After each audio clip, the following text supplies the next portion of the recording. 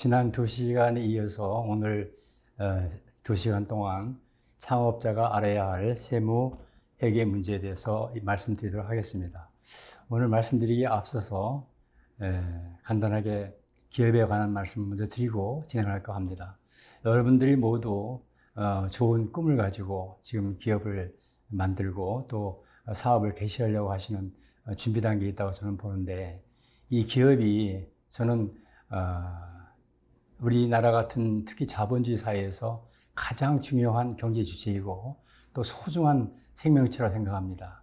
따라서 이런 기업을 만드시는 분이나 기업 안에 있는 분이나 또는 저희들 같은 외부에서 기업을 도와주는 사람들도 모두 기업에 대해서 존중하고 또 소중성을 우리가 마음속에 깊이 새길 때 그 기업이 처음에는 작은 말하자면 묘목으로 출발하겠지만 시간이 갈수록 아주 멋지고 그리고 우량한 좋은 나무로 성장해서 그 나무로부터 많은 사람들이 혜택을 입고 또 삶을 유지해야 생각합니다. 예를 들면은 경영자들은 그 기업 경영을 통해서 본인의 만족을 할 것이고, 종업원들은 그 기업 안에서 열심히 일을 해서 급여를 받을 것이고, 또 그 기업을 만드는 데 자금을 낸 주주들은 그 기업을 통해서 나온 이익에 대해서 일부 배당을 통해서 또 말하자면 만족을 느낄 것입니다.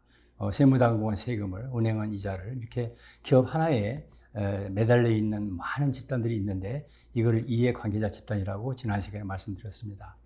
이와 같이 기업은 무엇보다도 소중한 조직이기 때문에 저희는 항상 그 창업 강좌를 할 때마다 기업은 소중한 존재이고 이 소중한 존재를 특히 처음 만드시는 분들, 저는 대단한 분들이라 생각합니다. 우리나라 같은 경우에 특히 자원이 아무것도 없는 나라에서 기업을 잘 만들어서 성공시키는 분들이야말로 저는 진정한 애국자라 생각하고 저는 또 그분들을 위해서 최선을 다하고자 합니다.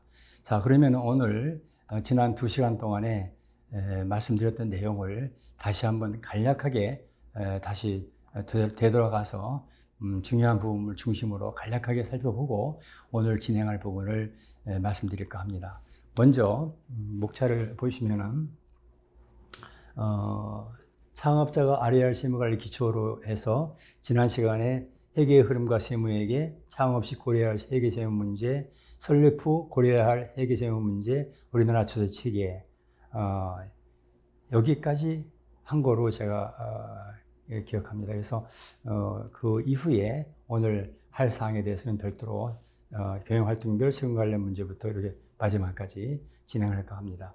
자, 그러면은 우리가 지난번 했던 내용을 다시 한번 그 교재를 통해서 살펴보고 넘어가도록 하겠습니다. 회계는 정지된 상태의 어떤 관찰 대상이 아니고 이와 같이 끊임없이 흘러가는 하나의 프로세스다. 흐름이다. 이 흐름은 결국 회계라는 흐름은 경영활동의 흐름과 발맞춰서 흘러갑니다. 그래서 우리가 회계를 얘기할 때 경영활동을 추적한다, 숫자로. 그래서 경영활동의 추적자 뭐 이렇게 얘기도 합니다.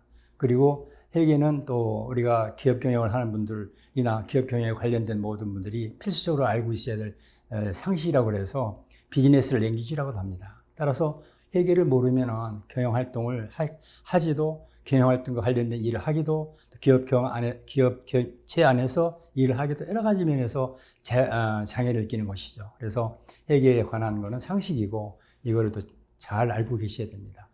세계적인 시성, 게테 같은 분들은 회계를 세계 3대 발명의 하나로 얘기를 할 정도로 굉장히 중요시 여기고 있습니다. 만약에 회계가 없다, 그러면 오늘날 같은 우리나라 자본주의 사회가 과연 있겠는가 생각해보면 거의 불가능하지 않겠냐, 이런 생각을 해봅니다. 자, 그러면은 이런 순환 과정이 있다는 것은 이미 말씀드렸고, 출발점은 경영활동입니다. 그리고 마지막 점은 이해관계자들, 의사결정이 누구 의사결정이냐? 이해관계자들의 의사결정입니다. 그래서 의사결정에 도움을 주기 위한 전 단계 이런 준비 과정, 그 다음에 이런 또 감시 과정, 그 다음에 이런 개별적으로 특정 이해관계자, 불특정 이해관계자에 전달되는 과정이 있습니다. 이게 이제 회계 순환 과정입니다. 그 다음에 그다음에 창업 시 고려해야 할 회계 세무 문제. 창업 당시, 창업하기 전에, 창업 과정에서 고려해야 할 주요 절차를, 주요 내용을 말씀을 제가 드렸습니다. 창업 절차. 개인과 법인기업. 어떨 때 개인으로 할 거냐? 어떨 때 법인기업을 할 거냐? 그거는 주로 이제, 처음에 대체로 일반적으로 기업을 만드시는 분들은 처음에 개인기업으로 만들었다가 그 외형이 점점 커지고 그 법인세율이 말하자면은 처음에는 개인보다는 그 법인세율이 첫 단계는 높습니다. 그렇기 때문에 아주 작을 때는 개인으로 했다가 어느 단계에 올라가면 법인세율이 더 저렴합니다. 따라서 그런 관점에서 볼 때나 그 밖에 회사의 시스템을 운영하는 면에서 볼 때 법인기업이 유리할 때가 옵니다. 그때 법인으로 전환하시면 되죠. 그래서 이러한 과정을 거쳐서 창업이 이루어진다. 그 다음에 모든 기업은, 모든 사업은 사업자 등록을 하지 않으면 사실은 세무당국에서 관리를 할 수 없기 때문에 사업자 등록을 반드시 해야 되고, 이런 사업자 등록할 때 어떻게 하는 게 중요하냐. 가장 중요한 건 사업을 시작한 날로부터 20일 이내에 해야 되고, 사업 개시일 전에도 할 수 있다. 서류는 이런 서류고, 그 다음에 신청하는 곳은 홈택스라든가 세무서 민원봉사실에서 하면 된다. 이런 얘기입니다.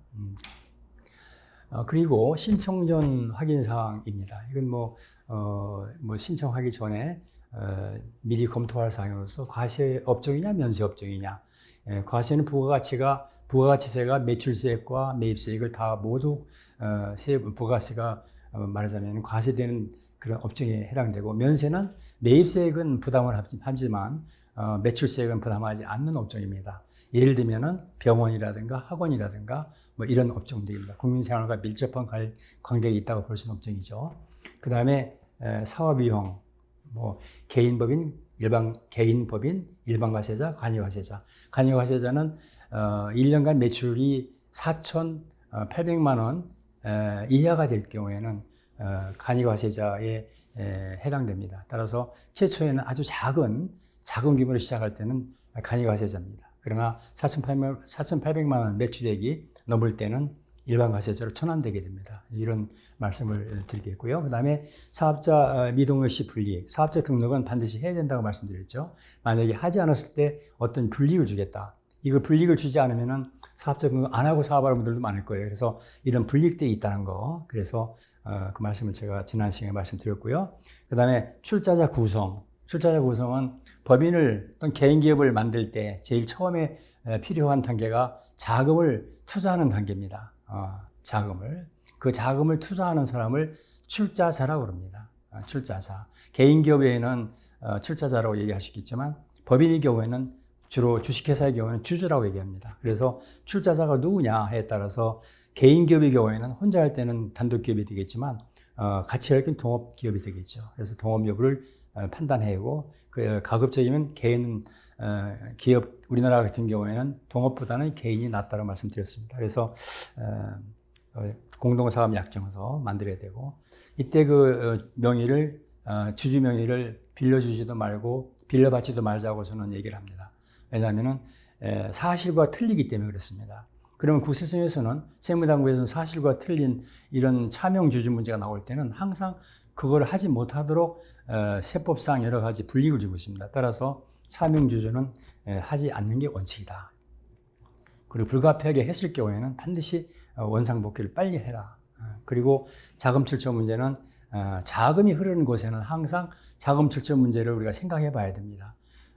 그게 왜 그러냐면은 내가 벌지 않은 돈을 가지고 사업을 한다. 그럼 누구한텐가 돈을 받았을 거 아니겠어요? 부모한테 받았든 아니면 친구한테 빌렸든 은행에서 빌렸든 그런 자금을 어떻게 조달했는지에 대해서 소명을 하지 않을 경우에는 그에 따른 또 세무 문제가 생깁니다. 원칙적으로 자금은 적법한 과정을 통해서 조달된 자본을 가지고 사업을 하는 게 원칙입니다. 그래서 예를 들어서 그런 그 과정, 그리고 그 과정을 소명을 해야 됩니다. 소명을 하지 못할 경우에는 그 자금은 누구한테인가 모르지만 증여받았다고 보고 증여세 문제가 야기되는 것입니다. 다음에는 종업원의 채용과 급여 수준. 기업이 성장하다 보면 종업원이 이제 더 불가피하게 채용을 하게 될 텐데, 그럴 때 어떤 점을 우리가 유의할 것이냐.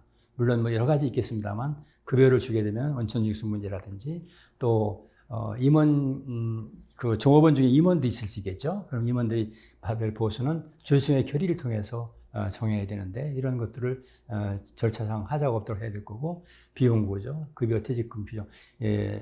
특히 그 근로자에 대해서는, 종업원에 대해서는 국가에서 법적으로 많이 규제를 하고 있기 때문에 이런 규정들을 정확히 만들어 놓고 규정에 맞춰서 그 연봉도 결정하고, 그리고 급여도 제대로 주고, 세무신고도 원천징수하고, 이런 과정을 잘 하셔야 됩니다.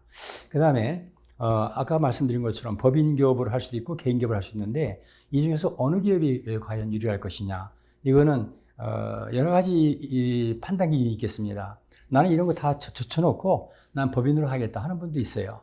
그거를 이런 이유 때문에 하지 말라 할 수 없지 않습니까? 그러나 비록 법인 기업을 한다 하더라도 법인 기업이 이런 장점이 있고 이런 단점이 있구나 하는 걸 알고 하시는 게 좋다. 그런 말씀에서 제가 정리를 해드렸습니다. 그 다음에 사업장 임차 또는 취득과 비용 등, 이건 사업장을 임차하는 것이 반드시 따르겠죠. 사업을 하기 위해서는. 그럴 때 세법적인 측면에서 볼 때는 반드시 선사업자 등록을 해라. 그래야 사업장 임차를 하거나 시설을 들여올 때 들어가는 부가가치세를, 매입세 공제를 받을 수가 있다. 그런 말씀이 되겠습니다. 그 다음에 사업장 유치는 어디로 할 거냐, 사업연도는 언제로 할 거냐, 이것도 제가 말씀드렸습니다. 그리고 이제 지금까지는 설립 전 단계에서 설립 시에 해야 할 세무 문제인데, 지금부터는 또 설립 후 고려해야 할 3개 세무 문제가 있습니다. 일단 설립하고 나면은 또 여러 가지 문제가 생길 수가 있겠죠. 그래서 그 문제를 한번 그 아이템별로 좀 살펴보도록 하겠습니다. 우선 우리 회계나 세무문제 측면에서는 볼 때 설립 후에 시급하게 해야 될 것이 그 회계 처리를 잘 하는 게 중요합니다. 특히 스타트업 같은 경우에는 설립 후에 경영자들이 이 일 저 일 바쁘다 보니까 회계를 소홀히 하는 경우들이 의외로 많아요. 그리고 때로는 자기 자본을, 자기 주머니에서 돈을 꺼내가지고 자기 사업을 위해서 많이 쓰는데, 그러한 자금을 법인 장부에 반영하지 않는 사례들이 너무 많습니다. 그러다 보면은 초창기 때는 이 기업이 내 기업이니까 그렇게 생각하고 기업을 위해서 내 돈 쓰는 게 뭐 어떨까 해서 쓴다고 하지만서도 이제 기업이 점점 성장하다 보면은 그 기업의 주주도 늘어나고 여러 이해관계가 생깁니다. 그러면 초창기 때 본인이 기업을 위해서 쓴 돈을 법인 장부에 기록하지 않았을 때는, 그만큼 창업자 입장에서 볼 때는 기업이 잘 됐을 때 돌려받을 수 있는 근거가 없기 때문에 굉장히 불이익합니다. 그래서 이런 회계 시스템을 특히 창업 측에 잘해야 된다. 그러나 또 여기서 아이러닉한 게 창업 측에는 사실 자금이나 인력이 열악합니다. 따라서 직접 기장을 하기 어렵단 말이죠. 그러면 이런 정밀한 세밀한 회계 처리가 불가능할 수가 있어요. 그래서 이럴 때는 일시적으로 외부 전문가에 의뢰해서 기장을 맡길 수가 있습니다. 저는 초창기 때는 외부 전문가에 1년 또는 2년 정도는 맡기는 것도 좋다, 이렇게 말씀드립니다. 그 다음에 자금 흐름 관리. 이건 100번 강조해도 부족하지 않은 사항입니다. 법인이든 개인이든 사업을 위해서 자금을 조달하고 그 조달된 자금을 또 사업을 위해서 쓴다고 할 때 조달과 쓰는 과정이 명확하게 말하자면 관리가 돼야 된다. 그래서 이 관리 사항을 제가 요약한 거죠. 특히 이제 인터널 컨트롤이라는 것은 회사 내부에 반드시 종업원, 예를 들어서 어떤 종업원이 부정을 저질렀다 할 때 어떤 사장님들은 종업원을 탓하는 분들이 계십니다. 그러나 저는 그렇게 생각하지 않아요. 그 종업원이 예를 들어서 자금을 횡령해서 도망갔다. 그러면은 제가 보기에는 최소한도 50% 이상은 그런 환경을 만들어 놓은 사장에게 책임이 있습니다. 왜냐하면은 사람의 성격은 본질적으로 아무도 감시받지 않은 상태에서는 부정을 저지를 확률이 높다고 그래요. 따라서 그런 환경을 만드신 조직의 장인, 경영자가 책임을 지는 부분도 상당하다, 저는 그렇게 생각합니다. 그래서 이런 관리를 인터널 컨트롤 시스템이라는 것을 잘 도입해서 초창기 때는 조금 규모가 열악하기 때문에 힘들다 하더라도 점점 성장하면서 회사 체계를 잘 갖춰놓을 필요가 있다. 그리고 재고 관리와 무자료 관리 문제.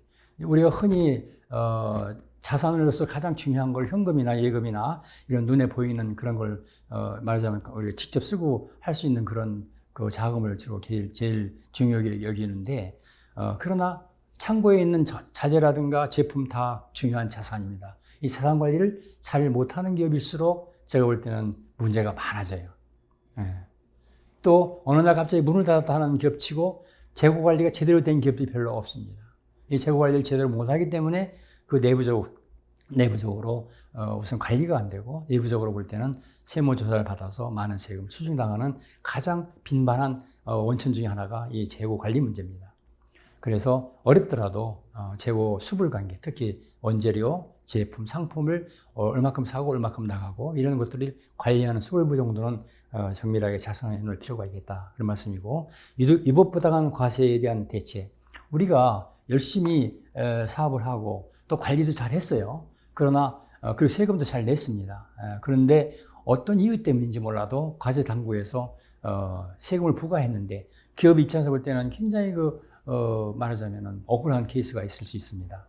그런 경우는 그냥 있으면 안 되죠. 그래서 과세 전 족부심사라는 것은 과세하기 전에 이렇게 과세할 테니까 억울하면은 소명해라 하고 미리 예고하는 거예요. 과세한 건 아닙니다. 과세 전입니다.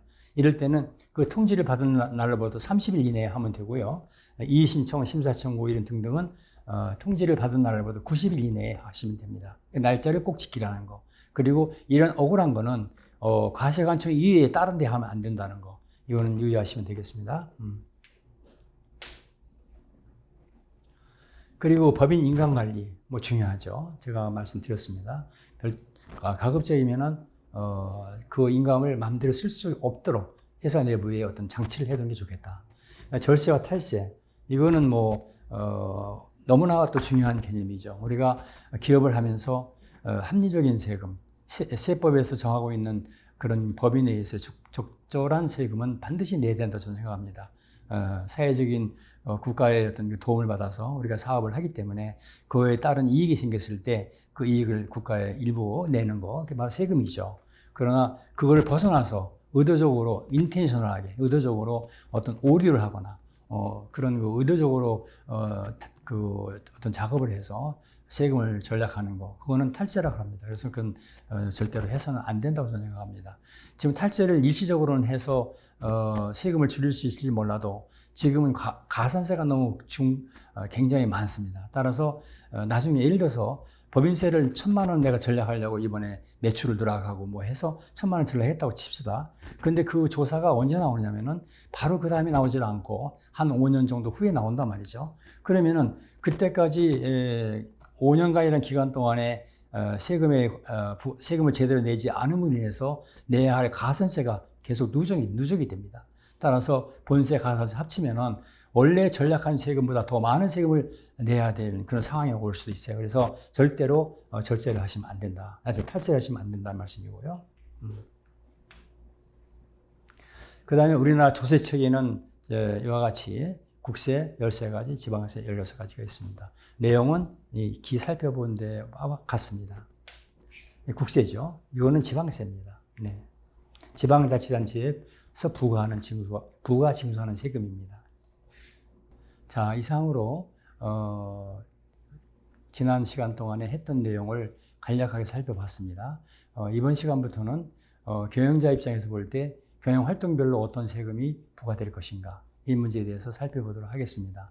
이 내용을 구체적으로 들어가기 전에 가장 중요한 몇 가지를 말씀드릴까 합니다.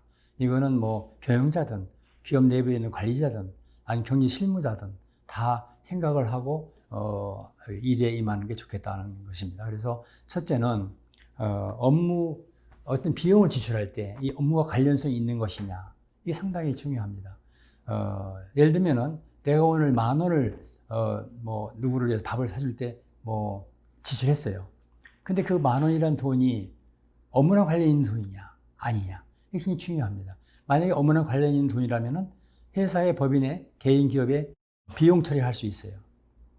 접대비든 복리후생비든, 종업원을 위해 쓴 거는 복리후생비, 거래처를 위한 건 접대비, 또는 돈을 업무와 관련 없는 제3자에게 지출할 수 있는 기부금이라든지 이런 식으로 이런 그 처리 내용에 따라 달라집니다. 그러나 원칙적으로 100% 비용을 인정받기 위해서는 업무와 관련성이 있어야 됩니다. 물론 접대비 같은 경우는 일정 한도 내에서만 인정하고 있지만 원칙적으로 업무와 관련이 있어야 됩니다. 그래서 이걸 우리가 업무 유관성, 업무 유관.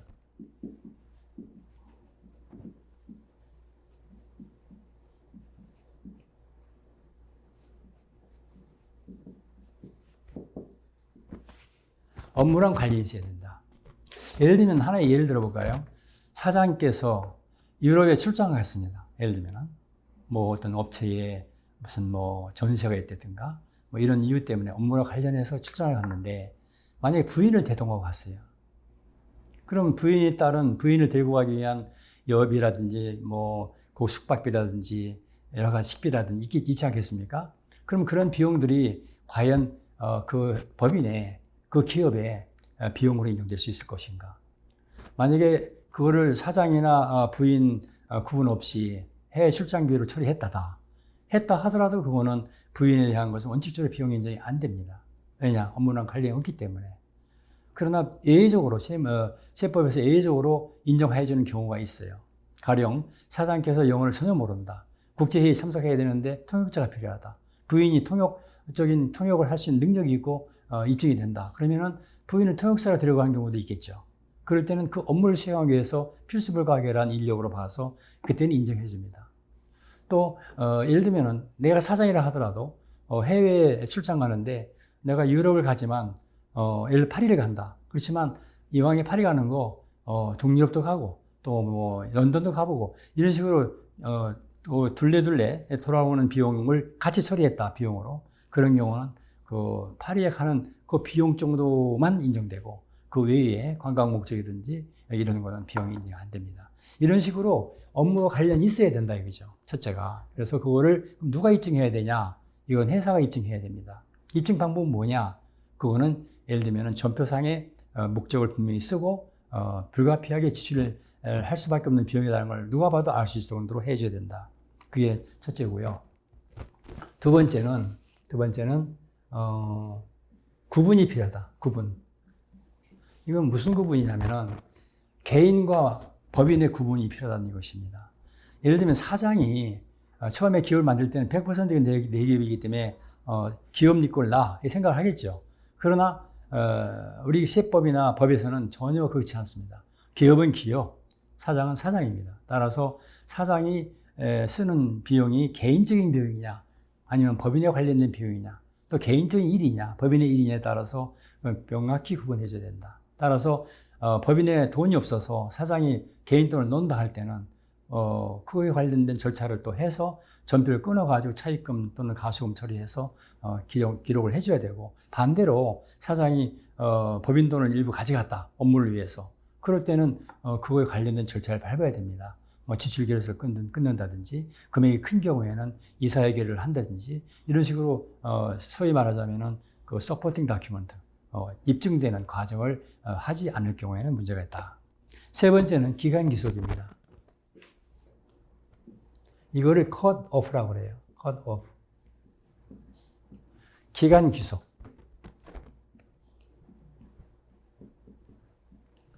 무슨 얘기냐면은 어떤 비용을 지출했는데 이게 금년도 비용인지 내년도 비용인지가 불분명한 경우가 있습니다. 이럴 때는 그 기간을 정확히 판단할 수 있어야 돼요. 예를 들면 12월 1일 날 3개월치 임대를 주었다. 그럼 그 다음에 1월, 2월이 돼서 3개월이 되겠죠. 그러면은 12월 한 달치만 금년도 비용이 되는 것입니다. 2월, 3월은 내년도 비용이 되는 거죠. 이런 기간 기속을 정확히 해줘야 된다. 그런 말씀이고. 그 다음에 네 번째는 이게 내가 쓰는 비용이 직접 간접 비용이냐 아니냐 이거를 또 판단해 봐야 돼요. 예를 들면은 공장에서 쓰는 뭐 연료비라든가 이런 것들은 원가에 들어가겠죠. 그러나 서울 사무실에서 쓰는 차량 유지비는 아마 직접 원가에 들어가지 않고 판매비와 관리비로 아마 처리가 될 겁니다. 원가에 반영이 안 되는 비용이죠. 근데 사장이 공장에서 일을 하고 있고 서울 사무실에서 일을 하고 있다. 양쪽에 일을 하고 있다. 그럴 때는 어떻게 할 거냐? 이거는 일정한 기준을 가지고 그 사장이 쓰는 비용에 대해서 나눠줄 필요가 있다 이거죠. 이게 직접 비용이냐 간접 비용이냐. 간접 비용의 경우에는 공통비라고 볼 수 있는데 그거는 그 공통비의 영향을 어디에 주로 두고 있는가에 따라서 그 영향 정도에 따라서 일정한 기준을 나눠줘야 된다 이거죠. 이런 직접 간접 분류를 또 회사 내부적으로 회계 기준이나 지침으로 가지고 있어야 된다. 그 다음에 타이밍입니다. 마지막에 타이밍. 이거는 무슨 얘기냐면은 모든 게 다 세법이든 회계든 기한, 시한을 지키는 게 중요합니다. 예를 들어서 모든 법인들은 3월 말까지 법인세 신고를 해야 된다. 12월 말 법인의 경우에. 그럼 3월 말까지 법인세 신고를 해줘야 되죠. 만약에 안 하고 4월에 만약 신고한다? 그러면 신고는 물론 할 수는 있습니다만 그만큼 가산세라든지 이런 불이익이 따른다. 그래서 항상 그 시간을 지킬 필요가 있다. 예전에 제가 어떤 기업을 자문을 한 적이 있었는데 부동산에 건물을 짓고 나서 취득세를 신고를 하는데 제가 그때 취득한 이후로 30일 이내에 신고하라고 그랬어요. 30일 이내에. 근데 그 담당 직원이 31일 만에 신고하는 바람에 하루 차이로 가산세를 많이 냈던 그런 과거의 어떤 사례가 있습니다. 예를 들면은 이런 식으로 정확하게 날짜를 판단해서 본인은 30일이라는 거고 얘기를 하니까 말일로 생각했던 모양이죠. 그러면 안 된다. 그래서 그런 날짜를 세법상에 나와 있는 신고 날짜를 정확하게 판단해서 파악해서 잊지 않도록 할 필요가 있다. 이게 타이밍 문제입니다. 이런 여러 가지, 특히 5가지를 제가 중점적으로 말씀드렸는데 이런 바탕하에 경영활동별 세금 관련 문제는 어떤 문제가 있을 것인가 한번 살펴보도록 하겠습니다. 종업원 관리, 이미 알아본 부분도 있습니다만 급여 지급을 해야 되고 이 딸은 원천징수를 해줘야 된다. 이것도 제때 신고를 해줘야 된다. 신고를 하지 않으면 가산세가 나온다. 이런 말씀이고 퇴직금 지급도 마찬가지지만 원천징수를 해줘야 된다. 그리고 매입, 매출 관련된 부가가치세 신고를 제대로 해줘야 된다. 1년에 2번, 제1기 과시기에 2개로 나눠지죠. 부가가치세는 전반기, 후반기. 그 과시기간 종료일부터 25일 이내에 신고를 제대로 해줘야 된다. 그 다음에 영업성과.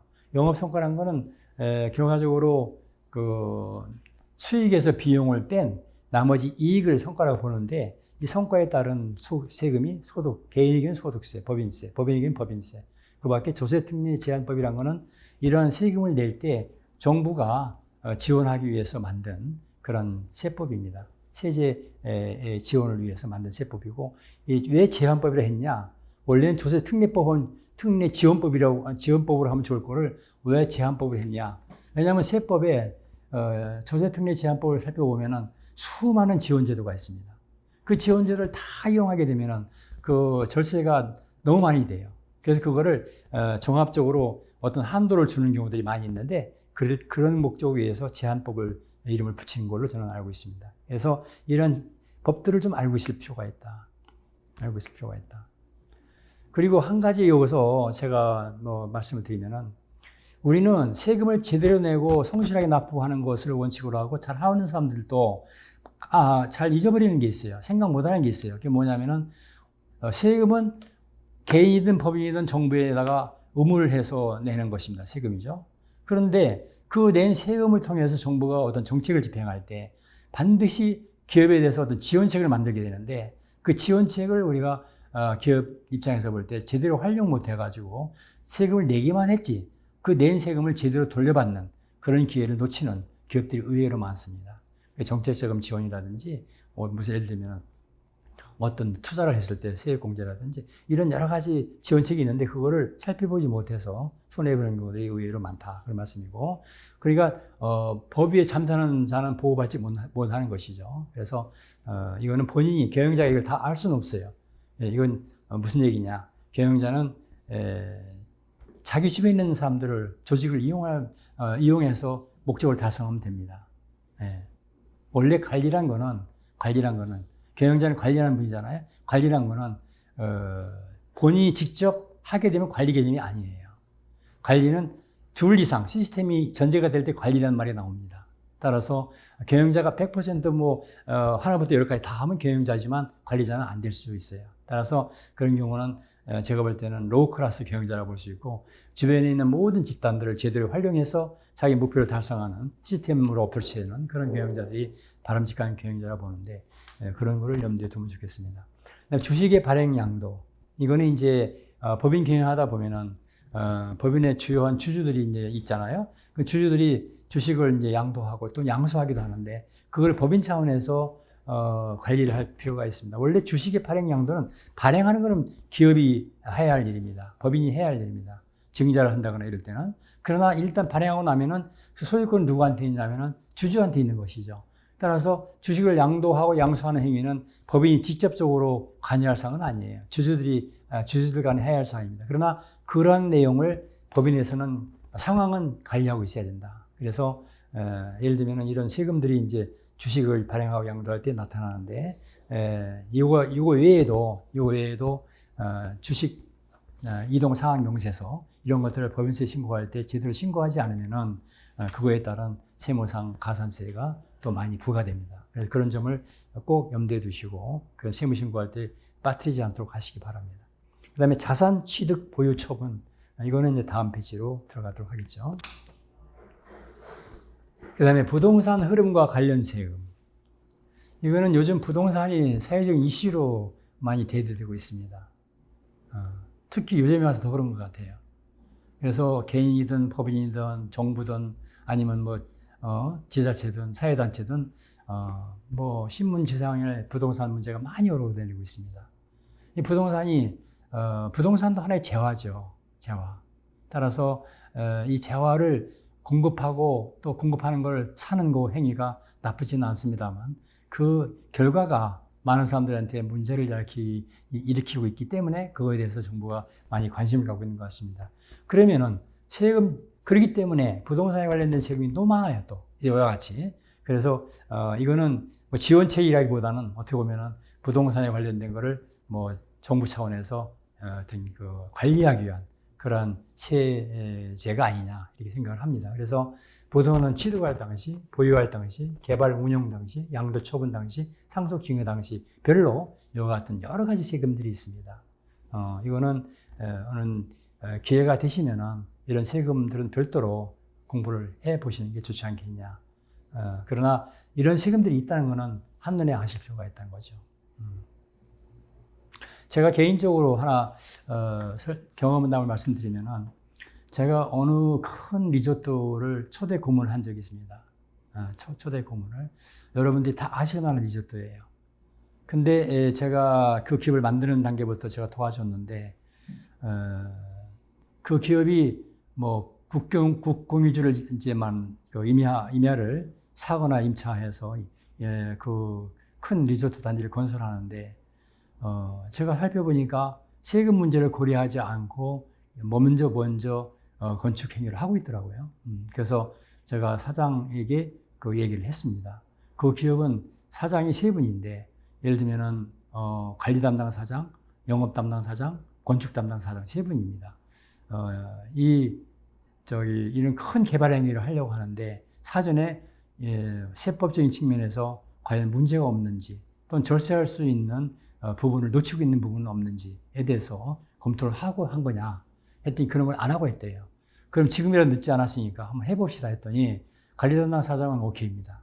그러나 건축 담당, 영업 담당 사장은 노예예요. 왜 그러냐? 이미 현장에 공사가 시작되고 있고 모든 게 다 매뉴얼을 만들어져 있고 좀 영업 활동도 진행되고 있는데 어떻게 이거를 고치려고 할 거냐? 불가능하다. 이렇게 또 반대를 하는 바람에 결국 세 분 중에 두 분이 반대하고 한 분이 찬성하는 바람에 세적인 측면을 검토를 못했습니다.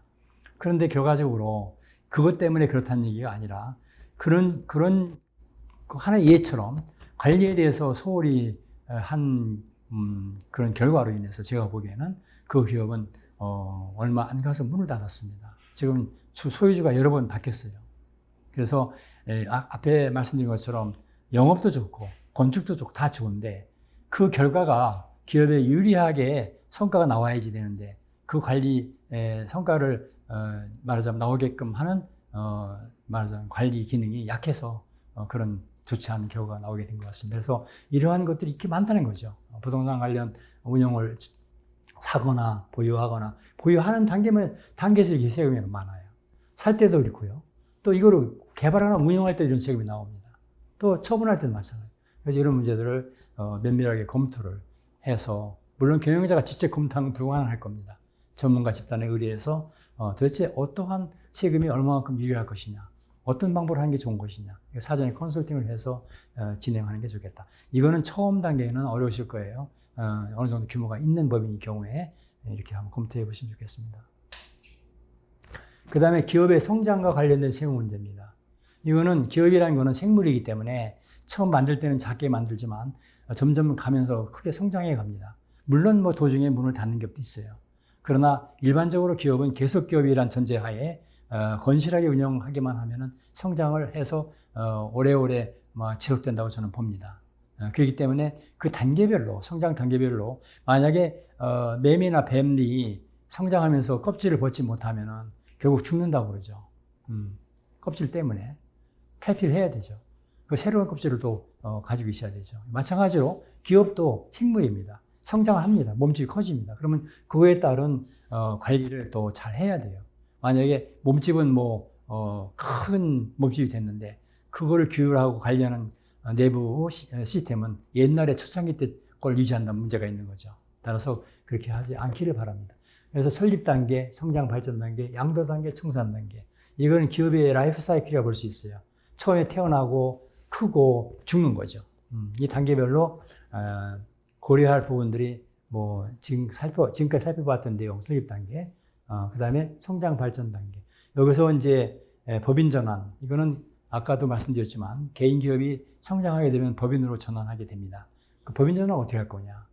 이걸 또 세제적으로 지원해주는 방법에 따라서 전환하는 게 바람직하다. 사업 양수도 방식, 또 현물 투자 방식, 전환 방식이 있습니다. 그래서 어떤 방법을 할 거냐 하는 문제는 그 법인의 실정에 따라서, 기업의 실정에 따라서 선택하시면 됩니다. 합병이란 거는 A와 B 법인을 서로 합치는 걸 합병이라고 그러죠. A와 B. 그래서 A, B는 예를 들어 C다. 이거는 C라는 새로운 법인을 만들기 위해서 A와 B가 합치는 겁니다. 이거 신설합병이라고 해요. 만약에 A가 B를 흡수해서 A가 됐다. A 플러스가 된 거죠. 흡수된 거니까. 이런 경우는 흡수합병이라고 해요. 이게 합병이란 하나의 몸으로 합치는 겁니다. 예, 그래서 규모를 키우는 거죠. 대체로 기업들이 어떤 새로운 사업을 할 때 그 기업을 처음부터 시작하면 많은 시간이 걸리고 많은 비용이 걸리고 들고 그렇습니다. 그래서 일종의 먼저 시작했고 또 어떤 필요에 의해서 기업을 팔려고 하는 기업을 찾아서 그 기업을 본인 하고자 하는 사업과 연결시켜서 할 때 비용도 절감하고 시간도 절감할 수 있습니다. 그런 유리한 점 때문에 합병을 하는 전략을 많이 강구하죠. 그 기업 분할, 이거는 합병의 반대입니다. 어떤 기업을 쪼개는 거죠. 그래서 A라는 기업 안에 예를 들면은 이 안에 A1, A2 사업부가 있다 할 때, 이거를 분리해서 A1, A2 사업을 따로따로 별도 법인으로 만들어내는 것입니다. 이게 기업 분할이에요. 여기에는 인적 분할, 물적 분할 또 많이 있습니다. 복잡한 건 먹어서 그냥 넘어가겠습니다. 조직 변경. 이거는 유한회사를 주식회사로, 주식회사를 유한회사로, 한명회사를 합자회사로, 합자회사를 한명회사로 이런 식으로 회사를 이렇게 조직을 바꾸는 거죠. 그게 조직 변경입니다. 상장. 여러분 너무 잘 아시죠? 어느 단계에 와서 기업을 공개하는 것이죠. 왜 공개하냐? 그동안의 폐쇄적인 주주로는 자금을 조달하는 데 한계가 있기 때문에 기업을 많은 사람들로부터 투자를 받기 위해서 주식을 공개하는 것입니다. 이런 상장, 코스닥, 코넥스, 거래소 상장 종류도 많이 있습니다. 그 다음에 이거에 따른 세금 문제가 또 나옵니다. 그 다음에 양도, 법인을 또는 기업을 양도하는 단계가 오겠죠. 내가 하다 보면은 때가 되면은 문을 닫거나 아니면은 양도할 때가 올 겁니다. 그럴 때 개인기업 양도, 법인기업 양도. 양도 방식은 개인의 경우에는 부동산, 자산 부채를 처분하고 양도하면 되겠지만, 사업 자체를 양도하면 되지만, 법인의 경우에는 주식으로 돼 있기 때문에, 주주의 양도가 이루어집니다. 주식의 양도. 그러면은, 주주가 바뀌는 걸로 양도가 이루어지는 거죠. 그래서, 주식 양도세 문제가 생깁니다. 그리고 청산은 법인을 이제 말하자면은,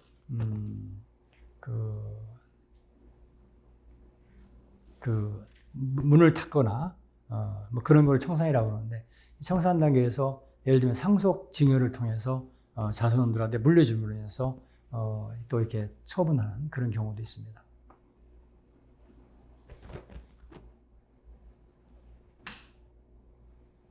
그리고 이제 다음에는 창업자가 특별히 유의할 세무 문제는 세금관리 포인트는 뭐가 있을까 살펴보도록 하겠습니다. 창업자가 뭐 영업도 하랴, 종업원도 채용하랴, 자금도 조달하랴 얼마나 바쁘고 힘들겠어요. 그렇다 하더라도 최소한 이 정도는 좀 알고 계시는 게 좋겠다.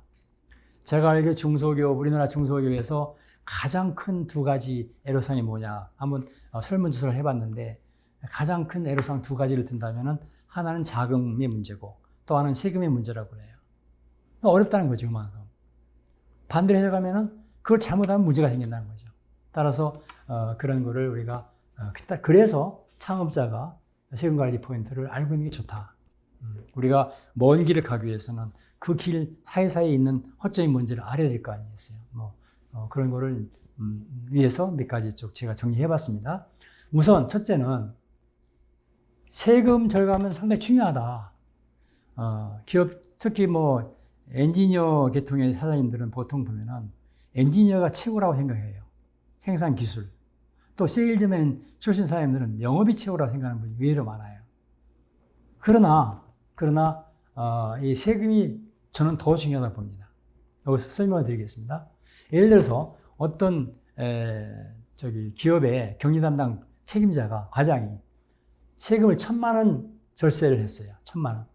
그런데 예를 들면은 10억 정도 매출을 올린 영업사원에 대해서는 굉장히 칭찬하고 뭐 성과급도 주고 그렇게 승진도 잘 시켜주고 그러는데 경리 담당 책임자가 1,000만 원을 절세했다. 그럼 밥 먹고 그거라도 해야지 이렇게 생각한단 말이에요. 중요성을 인정을 안 해요, 잘. 그러나 따져보면은 10억 매출보다 훨씬 중요하다는 것이죠. 볼까요? 1,000만 원 절세를 하게 되면은 만약에 법인세율을 10%라고 가정하면은 법인세 공제 전 이익이 1억이 됩니다. 1억이 나야 거기다 10% 곱하면 1,000만 원이 되잖아요. 그죠? 그럼 1억을 매출로 전환시킬 때 매출액 대비 세전 순이익률이 5%로 우리가 가정할 때 5%안 되는 기업도 많아요. 5%로 가정할 때 거꾸로 환산하면은 20억 원의 매출을 올려야 된다 이거죠. 무슨 얘기냐? 법인세 1,000만 원 절세하는 것은 리꼴 20억의 매출과 같은 효과를 가지고 있다. 그러나 저는요, 매출을 20억 올리는 것보다 더 큰 효과가 있다고 봅니다. 왜냐? 이 20억의 매출이라는 거는 많은 돈이 들어가잖아요. 많은 돈이. 많은 돈이. 그리고 또 매출하기에 따른 비용들이. 그리고 또 매출을 했을 때 상대방이 그 매출 자금을 예상 매출을 했을 때 대금을 제대로 갚아야 될 거 아닙니까? 만약에 안 갚으면은 돈을 못 받으면 손해잖아요. 그렇기 때문에 이런 위험성을 안고 있는 매출이에요, 이거는. 그러나 이 1,000만 원이라는 거는 그대로 그냥 매출 효과가 있는 것이죠. 그래서 따라서 절세를 하는 노력에 대해서 경영진 입장에서는 굉장히 존중해줘라. 기업 내부의 담당 경리 책임자나 외부에서 노력했을 때 그거에 대해서 존중해주는 게 좋겠다. 저 개인적인 경험을 말씀드리면 제가 어느 기업에, 어느 그룹에 5억의 법인세 절감을 해준 적이 있습니다. 그 기업은 모르고 있던 상황을 제가 발견해내서 5억의 세무 소송을 통해서 5억의 법인세를 돌려받는 그런 경험을 한 적이 있어요. 그랬더니 그 회사에서 저를 만나서 갔습니다. 갔더니 무슨 얘기냐? 선생님은 우리 법인의 매출을 250억 매출을 올려준 효과를 가져왔다. 따라서 우리 법인 방침은 200억을 매출을 하는 걸 기여를 하는 분에 대해서는 그 개별 기업의 고문을 위축하지만 200억을 넘었기 때문에 우리 그룹 고문으로 위축을 하겠다. 해서 제가 그 뜻하지 않게 그 그룹 고문이 된 그런 경험이 있습니다. 그건 경영진이 그만큼 판단이 있는 거예요. 세금에 대해서. 그래서 중요하다. 그런 말씀드리고. 그 다음에 기업이 부담해야 할 세금의 종류와 예상세액은 뭐냐. 이것도 중요한 게 우리가 뭐 계획 없이 뭐 그냥 즉흥적으로 하는 경우도 물론 있을 수 있습니다. 기업이랑 뭐 순식간에 해야 할 일도 있고 하니까. 그러나 법인을 경영하는 경영자라면은 최소한도 한 해가 시작되기 전에 그 해에 다가올 한 해 동안에 일어날 정도는 어느 정도 어떠한 것들이 일어날 것인가를 예상하는 게 중요하지 않겠냐.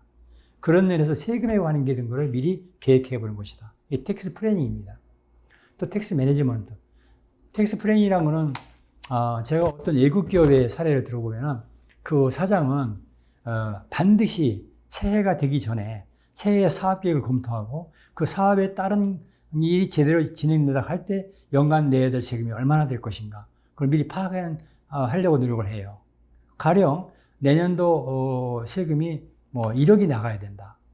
목표가 예를 들면. 그런데 실제 그 사업 계획을 놓고 대조해 보니까 한 1억 5천 정도 세금이 나갈 것이 예상이 돼요. 그러면 5천만 원 세금을 줄여야 될 거 아니겠습니까? 당초 1억 정도 목표를 삼았는데 그럼 어떻게 줄일 것이냐? 이거는 천상 세금이란 거는 다시 말씀드리면 세금이란 거는 법인세 같은 경우에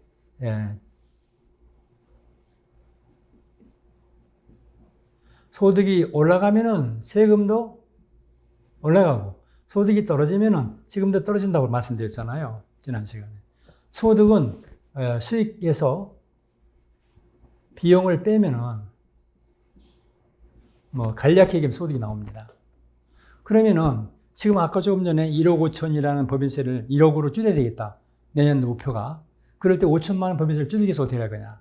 그거는 결과적으로 비용을 줄여야 되는, 비용을 늘려야 되는 방법이 있겠죠. 그럼 소득이 떨어지잖아요. 그래서 이 비용을 그럼 늘리는 방법이 뭐가 있을 것이냐. 이거는, 회사의 말하자면 비용 지출 계획을 변경합니다. 예를 들면 내후년에, 올해가 2020년도잖아요. 2020년도 말쯤에서 2021년도 사업계획을 검토해서 2021년도 세금을 1억 5천에 1억으로 줄이려고 경영자가 마음 먹었다 그러면은 2021년도 비용 지출 계획을 검토해 본 결과 2021년도 12월 달에 예를 들어서 사원 연수 계획이 연수가 계획돼 있다. 그 비용을 말하자면은 2021년도 12월, 2022년도 1월 달에 보통 사업 연수가 계획돼 있다. 그러면은 2022년도 비용 사업 연수를 2020년도 12월 달로 한 달만 땡기면은 그 비용이 늘어나잖아요. 그러면 결과적으로 세금이 줄어들게 되는 거죠. 이런 식으로 합법적으로 관리를 하는 것이다. 텍스 플래닝입니다. 그리고 사전 진행 사후 단계가 있습니다. 이거는 사전에 하는 것은 텍스 플래닝 이런 것들이고 진행은 항상 절세는 어느 시점에 하는 게 아니라 평소에 하는 것입니다. 평소에 일상에서. 그래서 제대로 증빙도 받고 또 전표도 끊고 업무에 관련성 있는 입증을 해나가고 자금으로 관리 잘하고 수불 관리를 잘하고 이런 것들이 진행 단계에서 이루어져야 할 어떤 노력입니다. 진행 단계. 그리고 사후 단계는 이제 아까 말씀드린 것처럼 그 억울하고 부당한 그런 세금이 부과됐다고 칠 때 그걸 어떻게 대처할 것이냐. 이게 사후 단계입니다.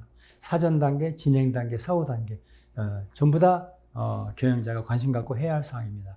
제가 어떤 한 기업의 예를 들어보면은 강남에 어떤 큰 요식업소였는데요. 요식업소인데 옛날에 토지 추가 이득세가 있었을 때 얘기입니다. 그래서 어느 날 강남 세무서에서 3억의 토지 추가 이득세를 부과하겠다는 통지를 받았어요. 그 요식업소가. 그 당시 큰 돈이죠. 3억이라는 돈은. 벌써 오래전 얘기니까. 그걸 내려고 하더라고요. 세무서에서 부과한 건 당연히 맞겠지 하고 내려고 하더라고요. 그래서 제가 그걸 봅시다 해서 이게 토지 추가 이득세가 계산된 근거가 뭐냐. 그 세무서에 입수했어요. 어떻게 근거 부과했는지. 그 당시 제 기억으로는 유휴토지에 대해서 토지초과이득세가 부과되는 것인데 이 회사가 요식업 자체가 유휴토지에 해당된 거예요. 유휴토지 정의는 뭐냐? 땅값과 건축물 가격이 비율이 10%가 안 될 때 결국 그 땅은 노는 땅이라 보는 거예요. 그러다 보니까 그 요식업소의 건물인 옛날 건물이고 가옥 옛날 그 말하자면 한옥이었는데 그런 그 가치가 없단 말이죠. 그러다 보니까 건축물 가격이 없는 거죠. 그래서 9.8% 땅값이 예를 들면 뭐 10억이다 하면은 건축물은 그 말하자면은 9억 8천이 된 거죠. 그렇죠. 10분의 2, 9.8%니까 9,800만이 된 거죠. 그러니까 10%가 안 된 거예요. 그 0.2% 때문에 3억의 세금이 부과된 겁니다. 그래서 제가 계산을 다시 한번 검증하자고 그랬어요. 했더니 관할 세무서에서 계산한 것이 어떻게 나왔냐면은 분자가 건축물인데 건물만 계산했더라고요. 건물만. 건축물하고 건물은 다르죠. 건축물은 건물 더하기 구축물입니다. 구축물을 찾아라 해가지고 그 요식업소가 가지고 있는 구축물을 찾았더니 결국 10.4% 됐어요. 그래서 3억의 부과 취소를 우리가 받은 기억이 나는데 그때 이런 만약에 생각 없이 그냥 납부했다 하면은 그건 뭐 구제받을 길이 없는 거죠. 그 다음에 조세 지원 제도를 통해 절세할 방법은 뭐냐? 이거는 뭐 사실 경영자가 직접 하기는 어렵습니다. 이거는 전문가한테 의뢰해서 검토를 받는 게 좋아요. 그리고 여기다 하나 더 한다 그러면은 저는 세무 진단을 한번 받는 것이 좋겠다. 세무 진단.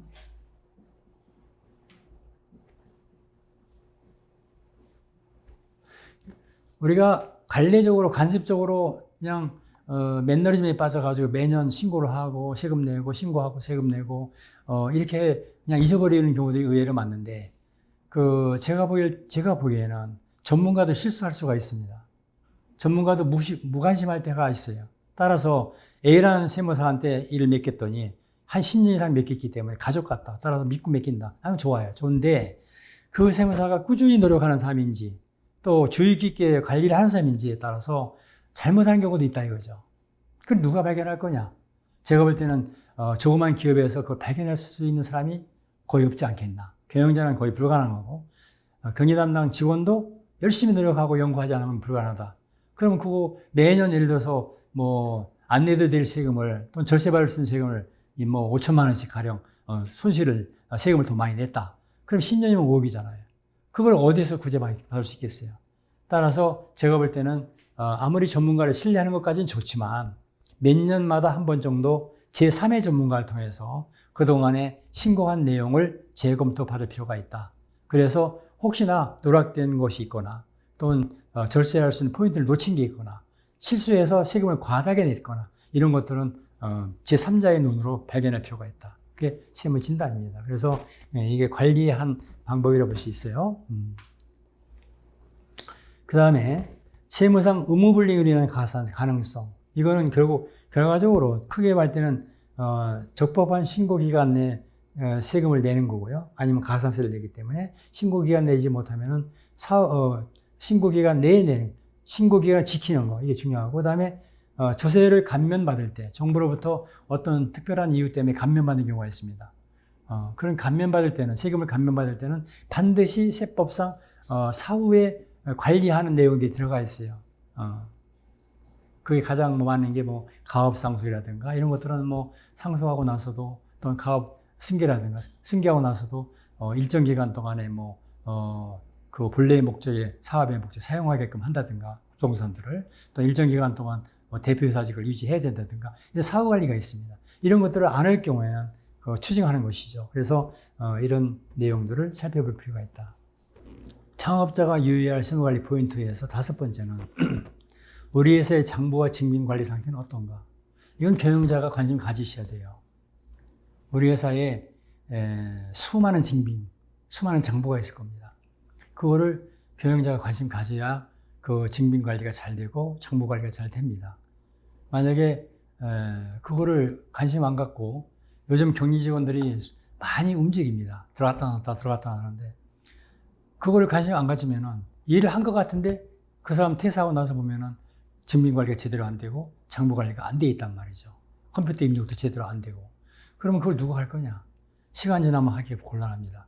그러면 열심히 했는데도 불구하고 그런 잘못 때문에 세금이 많이 추징되는 위험이 따르게 돼요. 그래서 관리를 잘 해야 되는데, 특히 증빙은 뒤에 또 말씀드리겠습니다만, 증빙 리콜 세금이에요.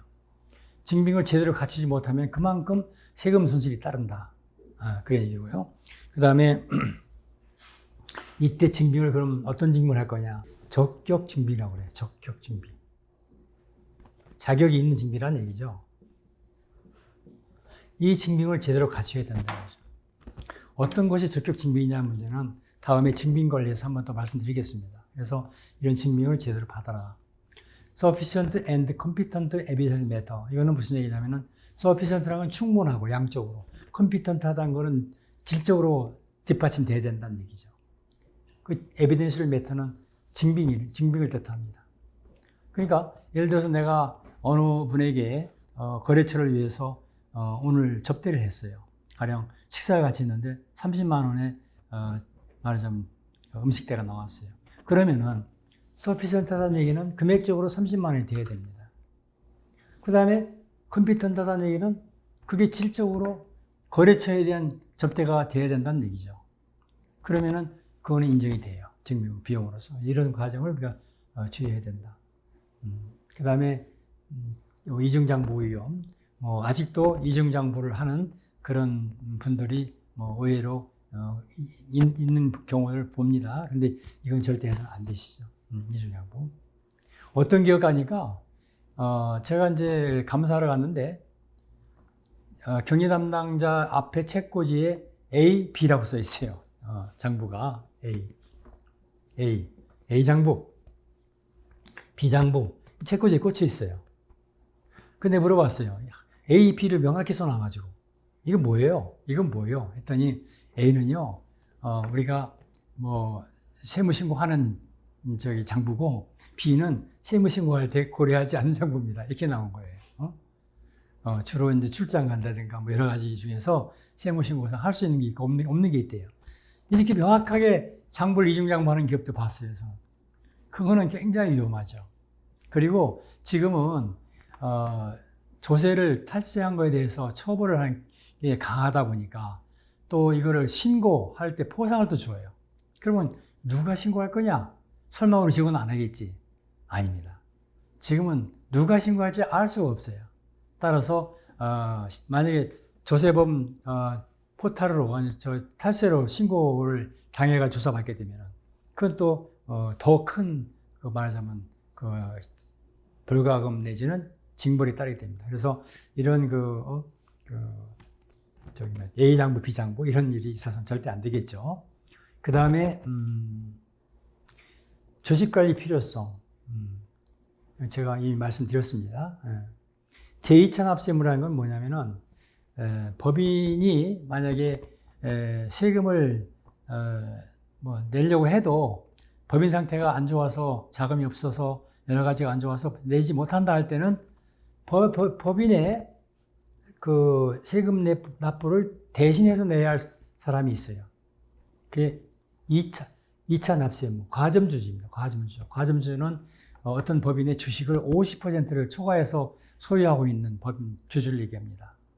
50%를 초과해서 가지고 있는 주주인데 어떤 한 주주뿐만 아니라 그와 특수관계에 있는 사람들이 연합해서 세금을 내게 됩니다. 그래서 제2차 납세무라는 건 법인이 내지 못한 세금을 제2차적으로 납부할 의무가 있는 사람을 얘기합니다. 그래서 주식을 많이 갖고 있지를 않으려고 하는 분들도 있어요, 의외로. 처음에 설립할 때, 나는 과점주주 안 되겠어. 그냥 30%, 40%만 줘. 나머지는 나누겠어. 직원들한테도 나눠주고 다 해야겠어. 이런 분들도 없잖아 있는데, 그거는 제가 볼 때는 어리석은 판단이 아닌가. 왜냐하면 주식이라는 거는 이게 굉장히 중요하거든요. 재산권도 될 수 있고 경영권도 될 수 있어요. 그걸 나중에 회사가 좋아졌을 때는 그 주식을 돌려받기가 쉽지가 않습니다. 굉장히 많은 세금도 내야 되고, 그래서 주식은 소중한 재산이고, 따라서 본인이 관리를 잘 하고 기업을 잘 운영할 필요가 있다. 그런 말씀이고요. 사업자금 출처의 자본 구성 타당성. 이건 제가 처음에 설립을 할 때 자기 자본, 타인 자본 구성하고 자금 출처를 어떻게 설명할 거냐 말씀드렸고요. 세무 신고 전 재무제표상의 문제점 여부 검토. 이건 굉장히 또 중요한 사항 중에 하나입니다.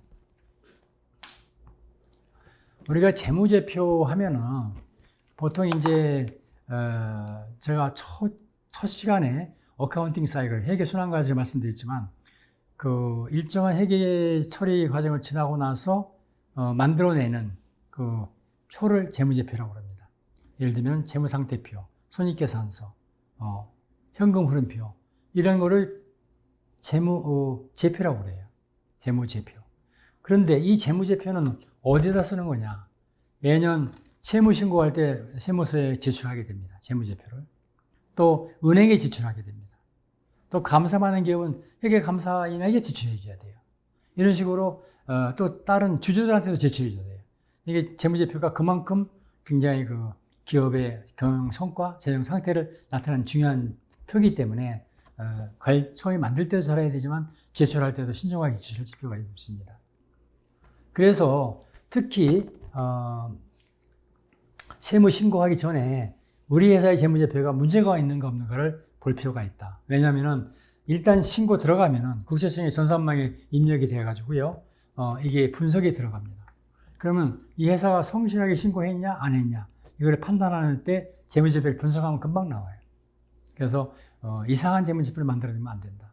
예를 들면은 건설회사가 우리나라에 몇 개가 있는지 정확히 모르겠으나 100개가 있다고 치고 가령 그 중에서 다 똑같이 건설회사가 같은 업종의 건설회사들이 100개가 있는데 평균 원가율이 예를 들어서 뭐 80%인데 어느 한 회사만 95%다 원가율이. 그러면 벌써 이상한 거 아니에요? 응? 원가를 많이 투입했다는 겁니까? 다른 건설회사에 비해서. 또는 어떤 회사는 접대비 지출 비율이 가령 5%인데 이 회사의 경우에 뭐 15%가 접대비가 지출됐다. 매출액 대비. 그거 이상한 거잖아요. 그런 회사들이 끄집어내는 거죠. 문제가 있다고 보는 거예요. 가공비용 처리한 거로 간주할 수 있는 거죠. 따라서 그런 세무조사의 그 선정 대상 기준에 성실도가 나옵니다. 그래서 그런 것들이 또 있고요. 그 밖에 뭐 세무신고 아니고도 기타라도 여러 가지 이해관계자가 보기 때문에 재무제표를 상당히 만들 때부터 조심해서 검토할 필요가 있다. 그런 얘기고. 재고자산 수불관리. 이거는 제가 이미 말씀을 드렸습니다.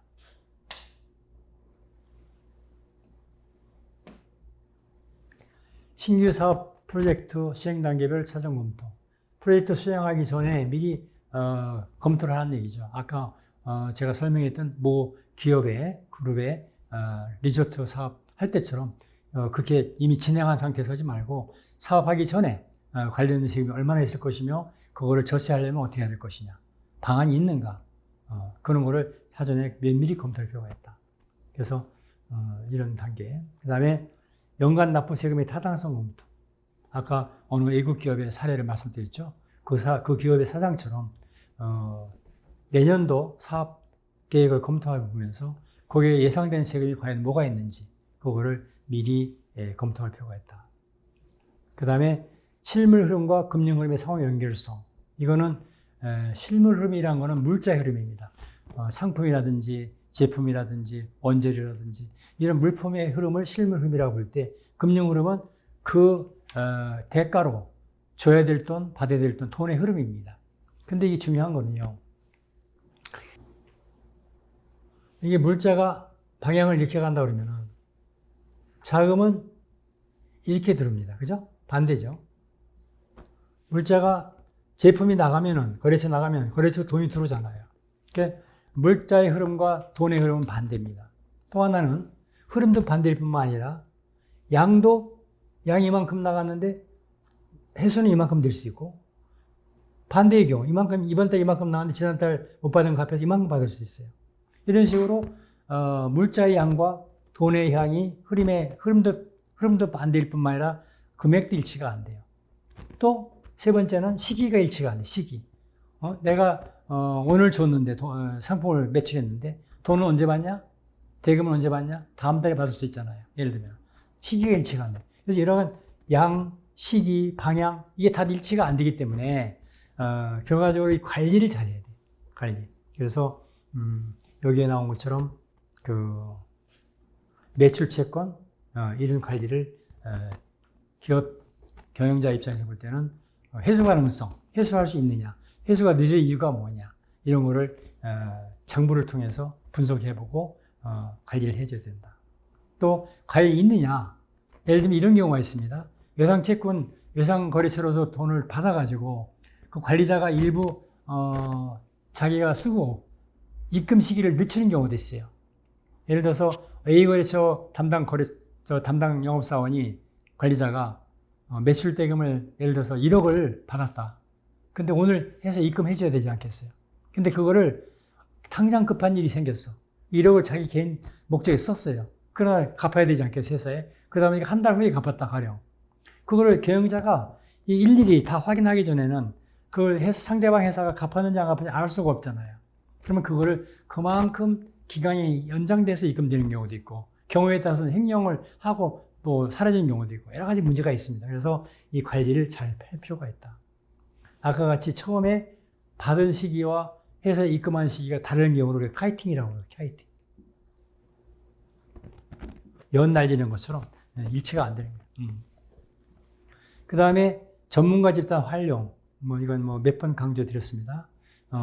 무슨 세무 대리인뿐만 아니라 기타 모든 일을 함에 있어서 전문가 집단을 소홀히 하지 마시고 그때 활용을 해서 면밀하게 검토할 필요가 있다. 위에 M&A가 있는 M&A는 인수합병이에요. 외국 기업의 사장들은 보통 한국에 있던 어떤 기업을 M&A 하기 위해서 온다. 그럴 때 항상 대동하는 전문가가 두 사람이 있는데 하나는 변호사하고 하나는 회계사입니다. 회계나 법률 문제에 자문을 받기 위해서 같이 오는 거예요. 그만큼 전문가를 굉장히 중요시하겠는데 우리나라 같은 경우는 전문가로부터 컨설팅 받는 거를 그렇게 중요하게 생각하지 않는 경우가 오히려 많은 것 같습니다. 굉장히 아쉬운 부분이에요. 근데 조세 구제 제도 활용 이것도 이미 말씀드렸습니다.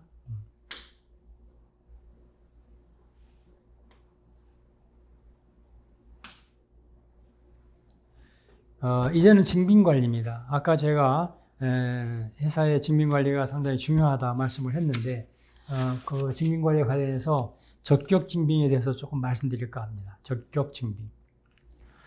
적격증빙은 법인하고 개인사업자들이 해당되는 거예요. 법인하고 개인사업자. 그래서 다른 사업자로부터 사업과 관련해서 재화나 유용을 공급받고 그 대가를 지급할 때에 받는 세금계산서, 예산서, 신용카드 매출전표, 직불카드, 현금 영수증 이런 것이 적격증빙이에요. 세법에서 열거하고 있습니다. 그래서 사업 관련 기술을 했을 때 이러이러한 증빙을 받아라 하고 열거하고 있는 증빙이 바로 적격증빙인데 조금 전에 말씀드렸듯이 몇 가지가 있습니다. 여기서 세금계산서는 이 부가가치세법상 가장 기본적인 증빙 중에 하나인데 일반 과세자의 경우에만 받을 수가 있어요. 일반 과세자의 경우로부터 물건을 말하자면 일반 과세자에게 물건을 공급할 때 공급하는 자가 세금계산을 발행할 수 있어요. 일반 과세자의 경우에 그때 이제 반대로 이제 내가 물건을 사는 입장에서 볼 때는 세금계산을 받아야 되겠죠. 그래 매입세 공제를 받지 않겠어요? 그래서 그 세금계산 받을 때 과연 그 세금계산서가 제대로 기록되어 있는가, 기재가 되어 있는가. 그 기재가 꼭 돼야 될 사항이 있고 선택적으로 기재가 되어야 될 사항이 있는데 그 종류가 여러 가지 많습니다. 예를 들면은 사업자 등록번호라든가 성명, 상호 이런 것들, 금액 이런 것들이 정확히 기록돼야 돼요. 그걸 기록되지 않으면은 비록 세금계산 받았다 하더라도 증빙으로 인정이 안 됩니다. 그래서 정확한 이런 기재사항이 기록되어 있는 세금계산을 받는 것이 중요하다.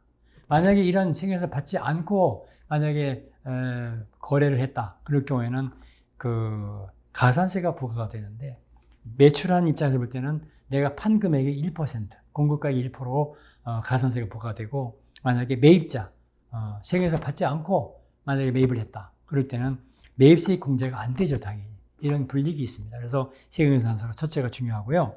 그 다음에 면세사업자가 발행하는 것은 세금자를 뺀 그냥 계산서입니다. 세금계산, 계산서, 세금계산 아니고 계산서입니다. 계산서를 또 받아야 됩니다. 그리고 신용카드 매출전표. 이거는 우리가 이제 밥을 먹거나 물건을 사거나 할 때 보통 법인 카드를 쓰잖아요. 그럴 때 그걸 신용카드라고 그러는데 그 영수증을 부가가치세가 별도로 구분되어 있는 영수증. 그 영수증 보면은 부가세가 별도로 구분되어 있습니다. 그런 영수증을 카드를 사용해서 받은 영수증이죠. 그 영수증도 적격 징빙에 해당됩니다. 그 다음에 현금 영수증. 현금 영수증은 크게 두 가지가 있어요. 하나는 소득 공제용이 있고 소득 공제용. 또 하나는 지출 징빙용이 있습니다. 소득 공제용이란 것은 근로소득자가 연말정산할 때 소득 공제를 받기 위한 현금 영수증이 되겠고요. 지출 증빙용으로 받은 현금 영수증은 뭐냐면은 이거는 사업하는 사업자가 사업 관련 지출 시에 매입세 공제를 받기 위한 말하자면 영수증입니다. 그러니까 징빙 또 경비를 인정받을 수 있죠. 이런 것들을 우리가 적격 징빙이라고 얘기합니다. 그리고 적격 징빙을 받지 않을 때는 제가 지난 시간에도 말씀드렸습니다만 매입세 공제를 받을 수가 없고 또 경비를 인정받을 수 없습니다. 따라서 법인세, 소득세가 그만큼 더 부과되는 것이죠. 그리고 간이 영수증을 우리가 보통 받을 때도 있는데 간이 영수증은 비용으로 인정이 안 되는 건 아니에요. 비용 인정되는데 단지 페널티가 있습니다. 페널티. 가산세를 부담한다는 얘기죠. 결과적으로 간이 영수증은 적격 징빙이 아니기 때문에 적격 징빙을 받지 아니한 그런 가산세가 있습니다. 그건 받지 않은 금액에 미수치한 금액의 2% 상당한 금액을 가산세로 내야 됩니다. 여기서 조심할 거는 적격 징빙을 꼭 받아야 할 금액의 기준이 얼마큼이냐면 기본적으로 3만 원 이상이 되는 건당 3만 원 이하 3만 원까지죠. 3만 원 이하는 적격 징빙이 아닌 간이 영수증 받아도 돼요. 근데 3만 원을 초과하는 금액에 대해서는 원칙적으로 적격 징빙을 받아야 된다. 근데 예외적으로 접대비 경우에는 더 엄격하게 적용해서 1만 원, 만 원까지는 적격 징빙 안 해도 돼요. 근데 만 원을 초과하는 금액을 할 때는 반드시 적격 징빙 받아야 된다. 카드를 쓴다든가 해야 된다는 얘기 그만큼. 그리고 경조사비 있습니다. 경조사비. 보통 이제 결혼식이라든가 아니면 뭐 장례식장 간다든가 이럴 때는 사회통념상 20만 원까지는 이건 징빙을 받을 수가 없잖아요. 조문 하러 가서 20만 원 내면서 영수증 끊어달라 할 수 있어요? 그러니까 그런 경우는 그냥 인정해 준다는 얘기죠. 대신에 실무적으로 보면은 조문을 갔다는 내용에 대해서 계략적으로 그 지출 결의서라든가 또 승인 과정이 있어야 되죠. 그래서 어느 거래처 어디에 조문을 갖고 금액은 얼마고 지출 담당자는 누구고 이런 내용들이 나타나야 이게 경조사비로 사용했구나 하는 걸 알 수가 있는 것이죠. 그래서 이런 징빙 관리를 제대로 할 필요가 있다. 특히 창업 초기에는 이 징빙이 상당히 중요합니다. 그래서 제가 추가로 설명드렸고요. 그래서 뭐 쭉 읽어보시면 아실 수 있는 내용이에요. 징빙이 빠지면 안 되니까 사전에 1번을 부여했다가 그대로 누락하지 않고 사용할 수 있도록 하고 그 다음에 징빙처를 관리를 잘해야 되고 그 다음에 이중 하지 못하도록 페이드인, 지출필 이런 걸 찍는 경우도 있습니다. 뭐 등등입니다. 그 다음에 교통비 같은 경우 이런 경우는 징빙을 못 받고 지출한 경우도 있습니다. 뭐 버스비라든가 종업원들이 나가 출장할 때 시내 교통비 이런 경우는 지출계획서를 작성해서 이런 목적으로 지출했다는 내용을 서류를 만들어 놓을 필요가 있습니다. 그 다음에 전표 관리. 증빙과 전표 내용이 일치하는지 대조해라. 이 전표는 주로 상사가 밑에 직원이 이제 예를 들어서 결제를 올릴 때 봐야 될 사항이죠. 전표 내용과 뒤에 붙어 있는 증빙과 일치가 되는가. 내용은 이겁니다. 뭐 일자라든가 작성자, 금액 정확성, 또 회사 업무와 관련성 이거를 체크한 후에 오케이 지시해 좋다 하는 사인을 해주는 거 이게 중요합니다. 승인 과정이라고 그러죠. 그 유효성 검토입니다. 그 다음에 전표에 기재된 계정 과목의 분류가 맞는지 이거는 경영자가 아마 판단하기는 쉽지는 않을 거예요. 중간관리자가 검토를 해야 될 사항이 되겠죠. 만약에 초창기가 돼서 중간관리자도 없고 경영자도 모르면 부득이하게 뭐라고요? 제가 지난 말씀드린 것처럼 외부 관리자, 외부 전문가한테 의뢰해서 검토받을 수밖에 없겠죠. 그래서 이런 계정 과목의 분류가 맞는지 검토해라. 그 다음에 장부 관리도 중요합니다. 장부 관리. 그래서 우리 회사의 장부가 어떤 장부를 얼마큼 만들 거냐. 이 장부 조직도라고 그러는데, 장부 조직도.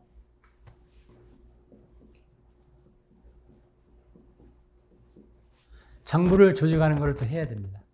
회사마다 다 달라요.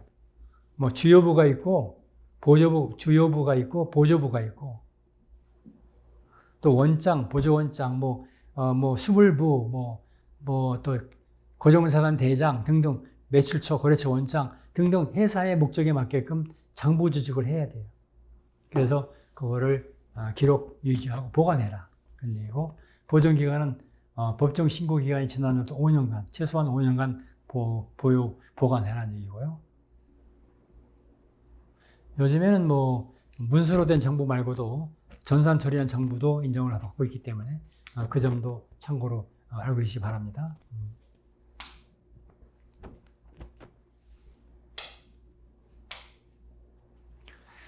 이제부터는 이제 지금까지 그 회계나 세무가 창업자에게, 경영자에게 왜 중요한가에 대해서 알아야 할 사항이 뭔가에 대해서 제가 쭉 설명해 드렸는데, 이제부터는 과거에 이런 중요성을 잘 모르거나 알고 있다 하더라도 부주의해서 문제가 된 사례를 몇 가지 소개를 해 드릴까 합니다. 소개를. 그래서 우리가 다른 회사가 처리를 잘못해서 일어난 문제점을 우리 회사의 타산지석으로 삼아서 그거를 반복하지 않도록 조심할 필요가 있겠죠.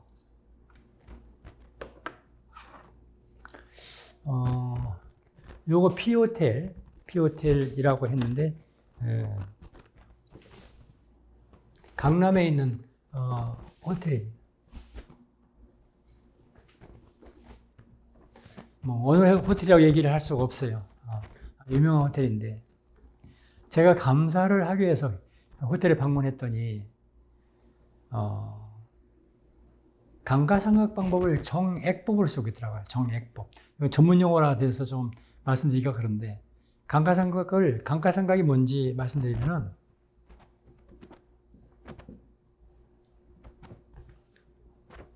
우리가 건물 같은 거를 살 때,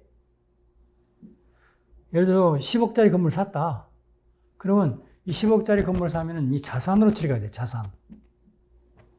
자산은 비용이 아니잖아요. 그러면 그 해 매출이 10억이 올랐는데, 건물은 비용이 안 되기 때문에 다른 비용, 가령 2억밖에 지출 안 냈다. 그러면 8억 이익이 생겨서 세금 내야 될 거 아니에요. 그러면 회사에서 볼 때는 좀 억울하죠. 건물도 많은 돈이 들어서 건물을 샀는데 이걸 비용 인정 안 받으면 문제가 있잖아요. 그래서 이 건물도 시간이 지나면서 조금씩 감가가 된다 해서 감가, 가치가 감소된다는 얘기죠. 감가가 된다고 가정하고 요 금액만큼 계산해서 비용으로 놓으라는 거죠. 그게 감가상각비입니다. 근데 이 감가되는 상각비의 계산 방식이 정률이 있고 정액법이 있어요. 정률. 일정한 율이고 일정한 액입니다. 정액. 이거는 예를 들면 5%, 첫 해도 5%, 그 둘째 해도 5%, 세 번째도 5%. 그러니까 처음에 예를 들어서 100이라는 건물 가치가 있을 때 5%. 또 5% 뺀 나머지 5죠. 그 둘째에는 95가 되겠죠. 곱하기 5%. 이런 식으로 똑같은 율을 적용하는 거예요. 그러다 보니까 이런 계산식을 보면은 첫 해가 비용이 많습니다. 갈수록 비용이 줄어들어요. 이게 정률법이고, 정액법은 아니다. 이거 내가 20년간 사용할 수 있다 그러면 20년 나눠가지고 매년 똑같은 비용으로 넣는 거예요. 그러니까 정률법과 정액법이 그런 차이가 있어요. 그래서 초창기 때 비용을 많이 계상을 해야 될 상황이라면 정률법을 쓰는 게 낫겠죠. 근데 초창기 때 굳이 회사 이익도 없는데 비용을 많이 쓰고 싶지 않다. 그러면 정액법을 처리하면 돼요. 근데 여기서 제가 말씀드리고자 하는 것은 호텔 같은 경우에는 장치 산업입니다. 건물, 또 시설, 많은 비용이 고정자산으로 들어가 있어요. 근데 처음에 오픈할 때부터 몇 년간은 일정한 손님이 고객 단골이 오기 전까지는 경영 성과가 별로 안 좋아요. 손실이 날 경우가 많습니다. 그런데 그 회사 가보니까 정률법을 적용해가지고 감가상을 하고 있더라고요. 그러니까 초창기 때 교수님이 아주 많아요. 왜 그렇게 정률법을 했냐라고 담당자한테 물어봤는데 그 판단 기준이 없어요. 그냥 했습니다 하더라고. 근데 그거를 제가 만약에 정액법으로 신고해가지고 감가상을 했을 때와 정률법으로 감가상을 했을 때 차이를 세금의 차이를 계산해 보니까 한 3억 정도 차이가 나요. 제가 감사할 당시에 기준으로 봤을 때. 그러면 그 3억이라는 손실이 감가상법 방법을 잘못 선택함으로 인해서 실무자가 잘못 선택함으로 인해서 뜻하지 않게 생긴 손실이잖아요. 그걸 경영진은 모르고 있어요. 그래서 제가 그때 감사 갔을 때 이런 내용을 발견하고 나름대로 또다시 반복하면 안 되기 때문에 경영진에게 얘기를 한 그런 브리핑할 때 얘기한 경우 기억이 있는데 이런 것들이 이제 회계 부실은 아니지만 판단 잘못이에요. 맞아요. 여기서 한 가지 말씀드리면 회계는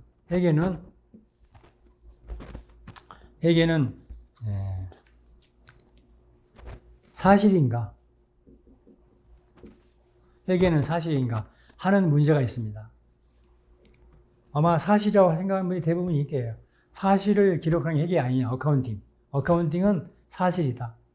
그런데 이건 조금의 생각해 볼 여지가 있어요. 어카운팅은 사실이긴 하되 금액이 달라질 수가 있어요. 커질 수가 있고 작을 수 있고 또 사실이 아닐 수도 있어요. 제가 예를 들면 아까 같이 정률법을 택할 때와 정액법을 택할 때 금액이 달라지잖아요. 그건 잘못이 아니에요. 회사가 판단하면 되는 거예요. 또 회사가 올해 비용으로 할 거를 내년 비용으로 한다거나 이게 판단입니다. 판단. 그래서 회계는 이렇게 보통 얘기를 해요. 회계는 함수인데 사실과 판단과 관습 이 세 가지의 함수다. 100% 사실만 기록하는 건 아니다. 요거가 들어가 있다. 그래서 이런 회계를 볼 때 그런 점을 생각하고 볼 수 있어야 돼요. 그래서 이와 같이 감가상 하나만 가지고도 차이가 날 수가 있다. 그리고 H호텔 재고관리, 재고관리는 이것도 호텔이네요. 제가 호텔 감사를 좀 많이 하다 보니까 이제 호텔 경우가 나오는데 제가 이것도 특급 호텔입니다. 특급 호텔이에요. 제가 재고자산 조사 때문에 갔어요. 이 특급 호텔도 유명한 호텔입니다. 제가 말씀드리면 서울에 있는 호텔이에요. 위치를 말하면 금방 나타나기 때문에 위치는 말씀 못 드리겠어요. 지하에 가면, 호텔 지하에 가면은 큰 무슨 마트처럼 없는 게 없어요. 다 있어요. 구두술부터 시작해서, 구대약부터 시작해서 고급 와인, 위스키가 다 있습니다. 근데 문제는 내가 가서 조사를 하러 들어갔더니 장부상에 수량하고 그 호텔 그 창고에 있는, 지하 창고에 있는 거하고 맞지를 않아요. 맞는 게 거의 없어요. 그래서 제가 담당자한테 물어봤어요. 이거 왜 다 틀리냐? 특히 값비싼 것이 많이 틀리더라고. 왜 틀리냐? 했더니 담당자가 한 얘기가 제가 말단 직원인데 왜 상급자가 와서 하나씩 가져가는 경우가 있대요. 급하다고 하면서. 이거 하나 가져간다? 가져간다. 그럼 뭐까지 할 수가 없어서 그냥 인정하다 보니까 재고는 부족하지 장부가 안 맞는다 이거지. 그리고 그 친구가 농담인지 진담인지 모르지만 저보고도 그래요. 어차피 틀리는 거 선생님도 하나 가져가시죠. 이런 호텔이 있는가 하면은 제주도에 있는 또 특급 호텔이에요. 제주도에 있는. 거기를 가보니 정확해요. 아주. 심지어는 하나 예를 들면은 바에 스탠바에 그 고급 위스키를 팔았는데 그 판매 기록을 보니까 예를 들어서 어느 위스키가 10잔이 나오는 위스키인데 한 2잔을 팔았어요. 그러면 위스키 안에 있는 재고가 8잔이 나와야 될 거 아니에요. 따라봤어요. 8잔이 나오냐 안 나오냐. 하여튼 7잔 하고 한 반은 좀 넘게 남아있더라고요. 그래서 내가 부족하지 않냐 이거 정확히 8잔이 안 나오냐 했더니 그 친구가 하는 얘기가 선생님, 이 알코올은 날아가지 않습니까? 조금 날아갔습니다. 그 정도는 애교죠. 애교인데 어쨌든 이런 식으로 정확하게 같은 호텔이라 하더라도 정확하게 하는 호텔이 있고 그 정확성이 현저히 떨어진 호텔이 있어요. 재고 관리를 잘 해야 된다. 시기업의 재고 관리 부실로 인한 부적정 의견 사례. 이거는 제가 처음 어떤 기업을 감사했을 때인데 재고 관리가 엉망해. 맞지를 않아. 맞을 방법도 없어 또. 그러면은 재고가 엉망이면 무슨 얘기가 있냐면은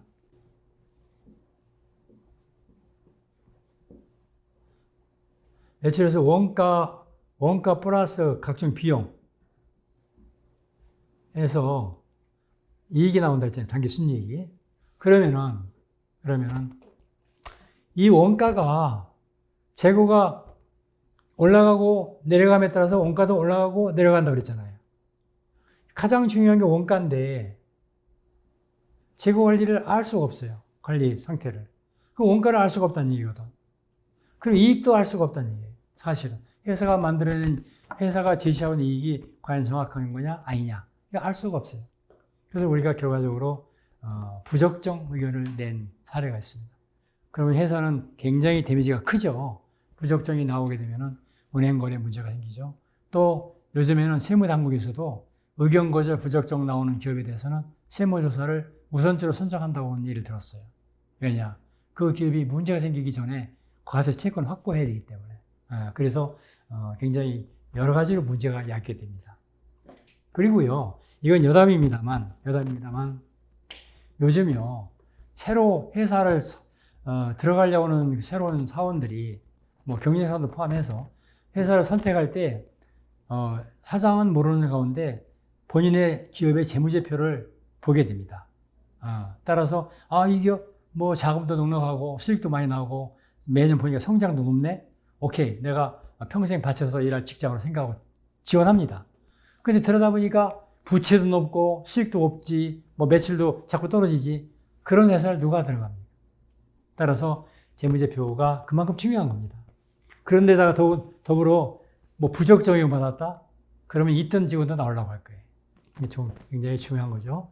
그 다음에 S기업 B장부. 이건 아까 제가 A, B 장부 얘기를 말씀드렸고요. 그 다음에 K기업. 이것도 건설회사인데 리베이트를 갖다가 그 건설회사는 저 건설회사 안 해봐서 모르겠는데 그 리베이트 주는 경우들이 의외로 많은가 봐요. 리베이트. 예를 들어서 원청 하청 관계에서 우리 하청 받을 때 그 일부를 다시 돌려주는 그런 경우들을 암암리 하는 경우들이 의외로 많은가 봅니다. 그러면 그 하청 업체로서는 리베이트 주고라도 공사를 따야 되기 때문에 리베이트를 준다는 말이죠. 근데 리베이트를 주는 방법이 없어요. 법인이 비용 처리할 수 있는 어떤 징빙이 없다는 거죠. 돈은 주는데. 그러다 보니까 그게 결과적으로 사장이 그냥 가져간 걸로 되는 거예요. 가지급금. 근데 그게 한두 푼이어야 되지. 예를 들면 어떤 회사가 회사 사장이 저한테 와서 하소연하는데 자기네 전체 자산이 150억인가 그런데 리베이트가 80억이에요. 그럼 그걸 어떻게 처리합니까? 그 회사 문 닫아야 돼. 왜냐하면 가지급금이 많아질수록 여러 가지 불이익이 많은 거예요. 사장에 대해서. 우선 인정이자 부과되죠. 이자 법인이 안 받았어도 이자 받은 걸 처리해서 법인세를 내야 돼요. 또 가지급이 많은 회사일수록 그 회사가 돈을 예비해서 은행에서 빌렸다. 그러면 빌린 돈에 대한 이자를 인정 안 해줘요. 회사가 여러 가지로 문제가 생깁니다. 그래서 그런 리베이트 안주는 게 원칙인데 부득이 줘야 될 상황이라면 어떻게 처리할 것이냐 연구를 해야 돼요. 그다음에 W건설의 가공증자. 이거는 이제 흔히 이거는 언젠가 시골에서 제천에서 저한테 사장이 왔어요. 그 사장이 왔는데 큰일 났다는 거죠. 조그만 그것도 건설회사. 이상하게 건설회사를 말씀 많이 드리네. 건설회사인데 자기가 5천만 원짜리 법인을 만들어가지고 하려고 하니 관급공사 이런 데는 갈 수가 없다. 너무 자본이 작아서. 그래서 얘기를 들어보니까 5억 정도는 해야 뭐 건설을 수주를 받을 수 있다 그래서 자본을 5억을 증자했다는 거죠. 근데 5억이 시골에서 돈이 없다는 거예요. 사장이 그 당시만 해도, 요즘은 그게 아마 없을 텐데, 그 당시만 해도 그거를 증자를 해주는 데가 있었어요. 사채업자를 통해서. 그러면 자기 돈은 아니지만 돈을 일시 빌려가지고 증자하고 다시 그 다음날 갚아버리는 거예요. 그러면 회계 처리 어떻게 됩니까? 자본금, 가질금 또 나오겠죠. 사장이 가져가서 갚은 거니까. 이렇게 처리가 되는 회계 처리를 해왔는데, 가지급이 자꾸 많다 보니까, 아까 가지급이 많으면은 굉장히 불이익이 많다고 그랬잖아요. 그래서 그거를 세무사가 가지급을 빨리 정리해라 해서 할 수 없이 자기가 갖고 있던 땅을 회사에 양도했다는 거죠. 땅이 두 개가 있었는데 하나는 8억, 하나는 5억, 이렇게 두 가지로 있는데 5억짜리를 양도했다는 회사에. 근데 그 땅이 농지예요, 농지. 논, 시골이니까. 근데 등기 이전이 안 되는 겁니다. 그러나 어쨌든 계약을 해서 양도했습니다. 근데 아까 재무제표, 세무신고하기 전에 잘 살펴볼 필요가 있다고 그랬잖아요. 대전제방청에서 이 회사 재무제표를 보니까 조그만 회사가 갑자기 증자했고 또 없던 토지가 생겼어요. 그래서 이유가 뭔지를 알기 위해서 서류를 달라고 그랬어요. 증빙을 달라. 조사를 한 거죠. 그랬더니 계약서도 뭐 급제해서 만들었고 사장 땅을 판 거니까 회사에. 또 실질적으로 등기 이전으로 알 수 없는 땅이고 가격도 예를 들면 5억이라는 가격이 어떻게 나온 거냐. 사장 땅, 개인 땅을 법인이 샀을 때 5억이라는 가치를 어떻게 계산한 거냐. 근거를 다오. 왜냐하면 회사 사장하고 회사와의 관계는 특수관계입니다. 물건을 뭐 부동산을 사고 팔 때 그 가치를 정확히 평가를 해야 돼요. 안 그러면은 부당하게 팔았다고 뭐 부당 거래를 봅니다. 그래서 근데 뭐 무슨 가치가 뭐가 있겠어요. 사장이 한 얘기가 중개사한테 물어봤더니 저 앞에 논이 뭐 예를 들면 똑같은 가격으로 팔렸다. 그래서 그걸 얘기를 듣고 5억으로 했다. 이렇게 그냥 원시적인 답변을 한 거예요. 그렇게 해서는 안 됩니다. 세법상 평가 기준이 있어요. 부동산을 평가할 수 있는 기준이 있습니다. 예를 들면은 감정사한테 감정평가를 받든지 그거를 안 받았으면은 실제 그 땅 옆에 조그만 땅을 처분한 게 있으면 처분한 실제 거래가격이 있든지 자기 땅이죠. 아니면은 그것도 저것도 없으면은 공시지가로 평가를 하든지 평가를 해야 돼요. 이것도 아무것도 없다 이거지.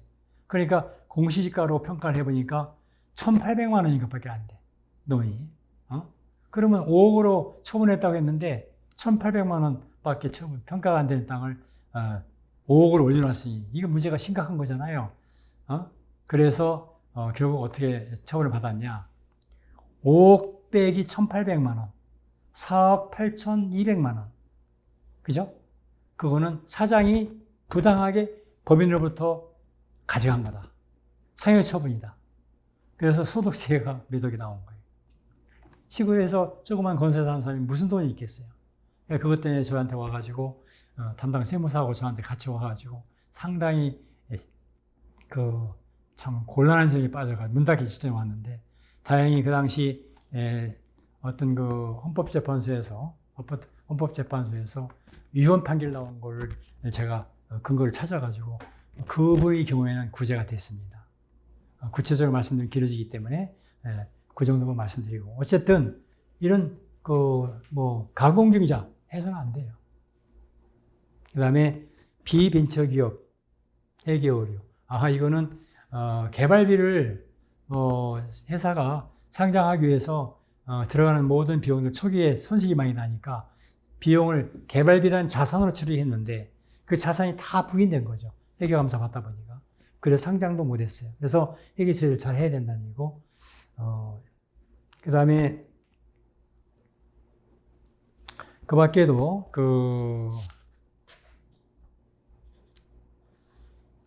사장 개인 비용과 회사 비용 혼동. 이거는 세무조사할 때 세무 공무원들이 왕왕 판단 기준으로 삼는 겁니다. 예를 들어서 회사는 강남에 있는데 사장은 수원에 살아요. 가령. 근데 비용을 쭉 분석해 보니까 수원에서 발생한 비용이 많아. 그것도 토요일날, 일요일날 나오지 않는 날에 쓴 비용들이 많아요. 그럼 이게 회사의 업무와 관련이 있는 거냐? 아니다. 사장 개인의 비용이다. 이렇게 보는 거예요. 쉽게 말하면. 그래서 사장 개인의 비용인지 회사 비용인지 이거를 정확하게 입증할 수 있는 준비를 하면서 처리해라. 물론 사장 집 부근에서 토요일, 일요일 지출한 비용이 전부 다 사장 개인 비용이라고 얘기하는 건 무리가 있죠. 왜냐하면 거래처도 거기서 만날 수도 있는 거고 또 바쁘면은 뭐 주말에 만날 수 있는 거 아니겠어요. 그럼 그걸 입증을 해라 이거죠. 지출계획서에다가 뭐 어느 기업 만났고 회의차 만났고 뭐 됐다 이런 식으로 하면 되는 거죠. 그 다음에 NG약회사 이거는 유명한 우리나라 회사인데 제약회사인데 아까 말씀드린 것처럼 지난 시간에 말씀드린 것처럼 재고자산 평가를 아주 복잡하게 재고자산 원가 계산 방법을 막 이렇게 막 그 여러 번 절차를 통해 가지고 결과적으로 원가가 나와요. 시작은 여기에요. 그 제가 쫓아가 봤어요. 이렇게 회사가 한 대로 이게 맞나 틀리나 맞아요. 금액은 맞는데 왜 이렇게 하냐? 회사가 한 대로 쫓아가면 금액이 나와요. 나오는데 그건 맞지 않아. 원가 우리 기업에게 맞지 않은데 이거를 다 생략하고 딱 한 단계만 통해도 이게 나와요. 그런데 이렇게 복잡하게 원가 계산 절차를 만들어 놓고 하고 있더라고요. 그래서 내가 물어봤어요. 솔직히 얘기해봐라. 이 금액은 틀렸다.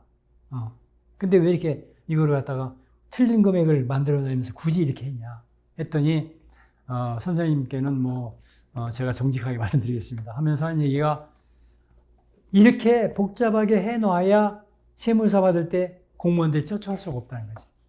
원가 계산 방법을 할 수가 없기 때문에 이거를 판단을 할 수 없도록 하기 위해서 자기들은 이렇게 해놔도 할 수밖에 없었다. 이렇게 솔직히 토로하더라고요. 실무자로서는 절세 방법을 찾기 위해서 이렇게 하는지는 모르겠는데 이거 안 되죠. 이렇게 하면.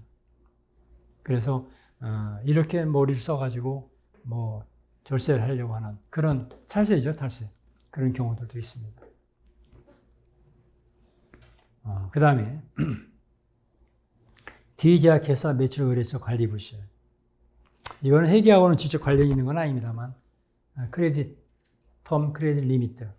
무슨 얘기냐면은 예상을 줄 때 어느 정도까지 줄 거냐 한도를 얘기하는 거고요. 이거는 리미트, 이건 예상 한도고요. 크레딧 텀은 예상을 줄 때 얼마만큼 기간을 줄 거냐 이런 얘기입니다. 그거를 분석을 하는 방법들이 있는데 분석하지 않고 어느 특정 거래처에 과도하게 예상을 주는 바람에 결과적으로 그 금액을 받지 못해서 부실 채권이 되어가지고 회사가 힘들어진 경우를 얘기하는 것입니다. 그 다음에 재무구조가 부실한 기업의 인재 채용 곤란. 아까도 말씀드렸습니다만 회사가 재무구조가 우량한 경우에는 인재를 채용하기가 쉽지만 부실한 기업은 자연히 인재가 오지도 않을 뿐만 아니라 온다 해도 그 인재 역시 부실한 인재일 가능성이 높다 하는 말씀입니다. 여기서 재무구조란 말은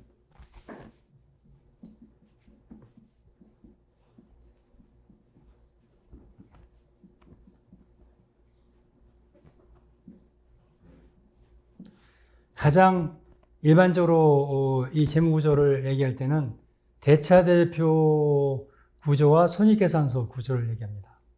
대차대표 바란스 시트 이렇게 얘기할 때 보통 이제 자산이 있고 부채가 있고 자본이 있습니다. 대차대표 이거는 어떤 시점이죠. 일정 시점. 예를 들면은 2020년도 12월 32일. 이게 이제 회사의 자산, 부채, 자본의 상황을 뜻하는 거예요. 이 시점에서. 정확히 얘기한다면 밤 0시입니다. 밤 0시.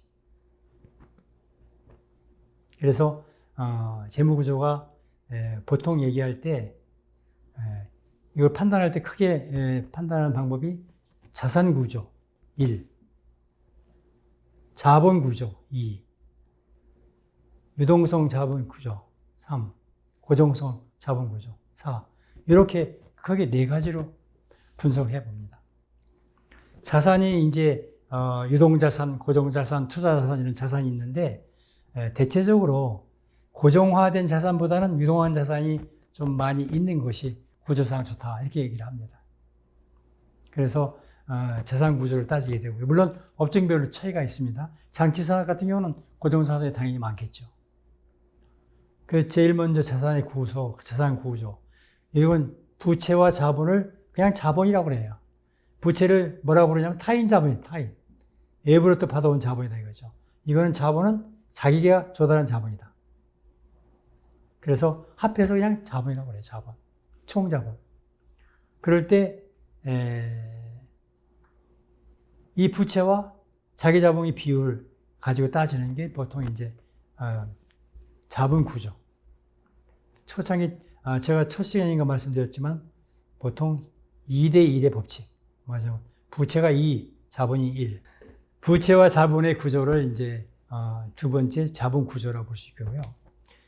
그 다음에 세 번째, 위에 상단의 부분에 있는 거는 보통 유동부채와 유동자산. 유동부채와 유동자산은 뭐 회계에서 공부하시겠지만 1년 안에 갚아야 할 부채를 유동부채. 1년 안에 받을 수 있는 채권이나 이런 자산을 유동자산. 이렇게 얘기합니다. 1년 안이랑 1년 내, 이걸 우리가 언니어룰이라고 하는데 1년 내, 이때 1년 내랑은 언제부터 따지는 거냐? 요거부터 따지는 겁니다. 2020년 12월 말일로부터 1년 안에, 그럼 2020년, 21년 12월 말일이 되겠죠. 1년 안에 현금화 시킬 수 있는 자산은 유동자산. 1년 안에 갚아야 될 거. 이건 유동부채입니다. 요게, 비율을 가지고 또, 유동비율, 이렇게 얘기합니다. 이건 흔히 많이 이용되는 거기 때문에 제가 추가 설명드린 것입니다. 유동비율. 예를 들어서 어느 경영자에게, 사장님네 회사의 유동비율이 얼마나 돼요? 물어보면은 경영자가 이걸 몰라가지고는 안 되겠잖아요. 굉장히 중요한 비율입니다. 특히 은행에서 이걸 중요시 본다고 해서 뱅커스 레이셔라고 해요. 뱅커스 레이셔. 은행과 비율. 또 최소한도 유동자산이 유동부채보다는 2배가 많아야 된다고 해서 2-to-1 룰. 이렇게 2-to-1 룰. 2대1의 법칙. 2대1의 법칙이라고 합니다. 이런 원리가 있어요. 그래서 이 네 가지 관점에서 살펴봅니다. 재무 구조를 볼 때. 여기다가 이제 손익계산서. 손익계산서는 또 매출액과 매출원가, 판매비율, 유망관리비, 영업의 비용, 영업의 수익 이런 구조가 있겠죠. 이걸 재무 구조라고 합니다. 그래서 재무 구조가 우량한 기업일수록 우수한 인재가 많이 오겠죠. 그래서 사장은 본인의 회사의 재무 구조를 한번 관심 있게 볼 필요가 있다. 그 얘기죠. 그 다음에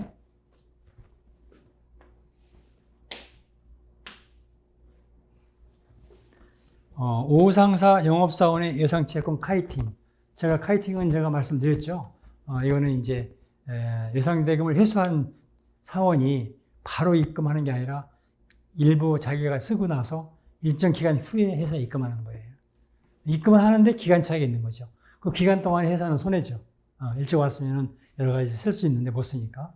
그 다음에 부실기업 대표자 가수금의 상속세 부과 사례. 이것도 상당히 중요한 건데요. 창업하는 분들한테 이런 말씀 드리기가 좀 그런데요. 회사를 운영하다 보면은 기업이 부실하게 될 경우가 있습니다. 그러면은 부실하다는 얘기는 돈이 여유롭지 못하다는 얘기잖아요.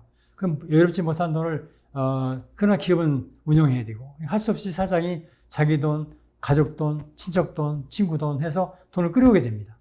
그걸 우리가 가수금이라 해요. 가수금. 임시 가져오는 거. 이거를 뭐 임원으로 빌렸다 임원 차입금이라고 하기도 해요. 차입금. 회사가 빌린 거죠. 사장이 돈을 넣은 거니까 회사에. 이런 회사가 있다고 칠 때 만약에 어느 순간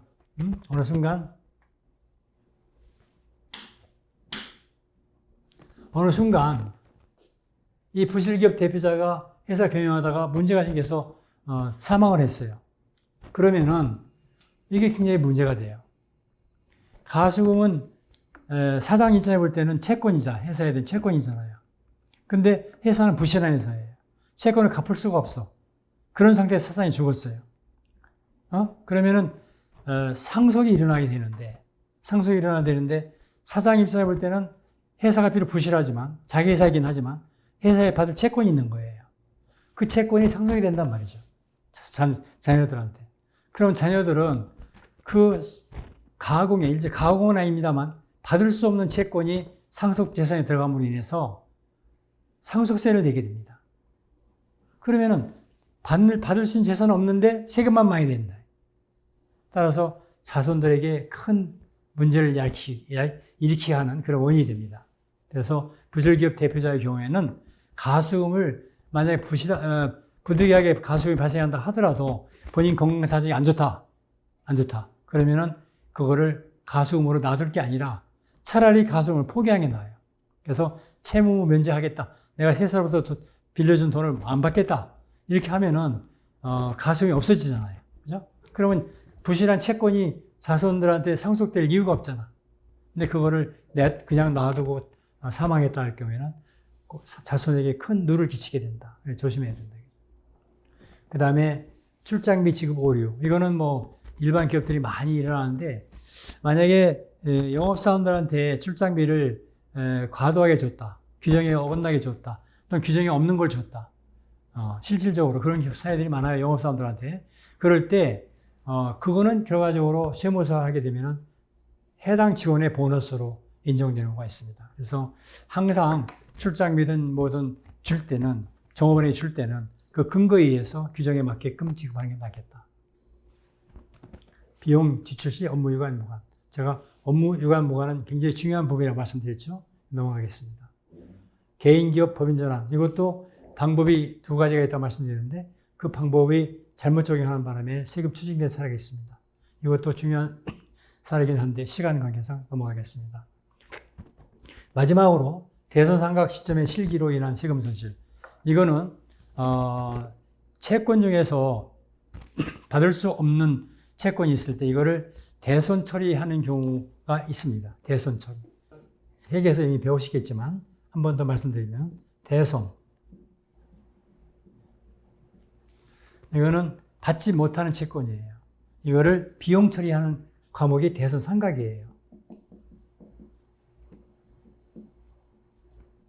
이 대손 상각은 세법상 처리할 수 있는 시기를 정해놓고 있습니다. 뭐 시효가 경과됐다거나 회사의 재산이, 채권자의 재산이, 채무자의 재산이 없는 것으로 판명됐다거나 이런 세법에 열거하고 있는 여러 가지 경우가 있습니다. 그 경우에 따라서 판단해가지고 대손상각을 해야 되는데 만약에 처리 못했다. 그러면 그 이후에 처리해도 세법상 비용으로 인정이 안 돼요. 따라서 세법에 정해진 대손 상각을 할 수 있는 시기에 해라. 그래서 비용 인정받아가지고 세금을 적게 내는 것이 좋다. 그런 말씀을 드립니다. 자, 이상으로 지금까지 4시간에 걸쳐서 기업을 창업하려는 창업자가 알아야 할, 또 유의해야 할 회계 세무 문제에 대해서 강의를 진행했고 또 마치겠습니다. 감사합니다.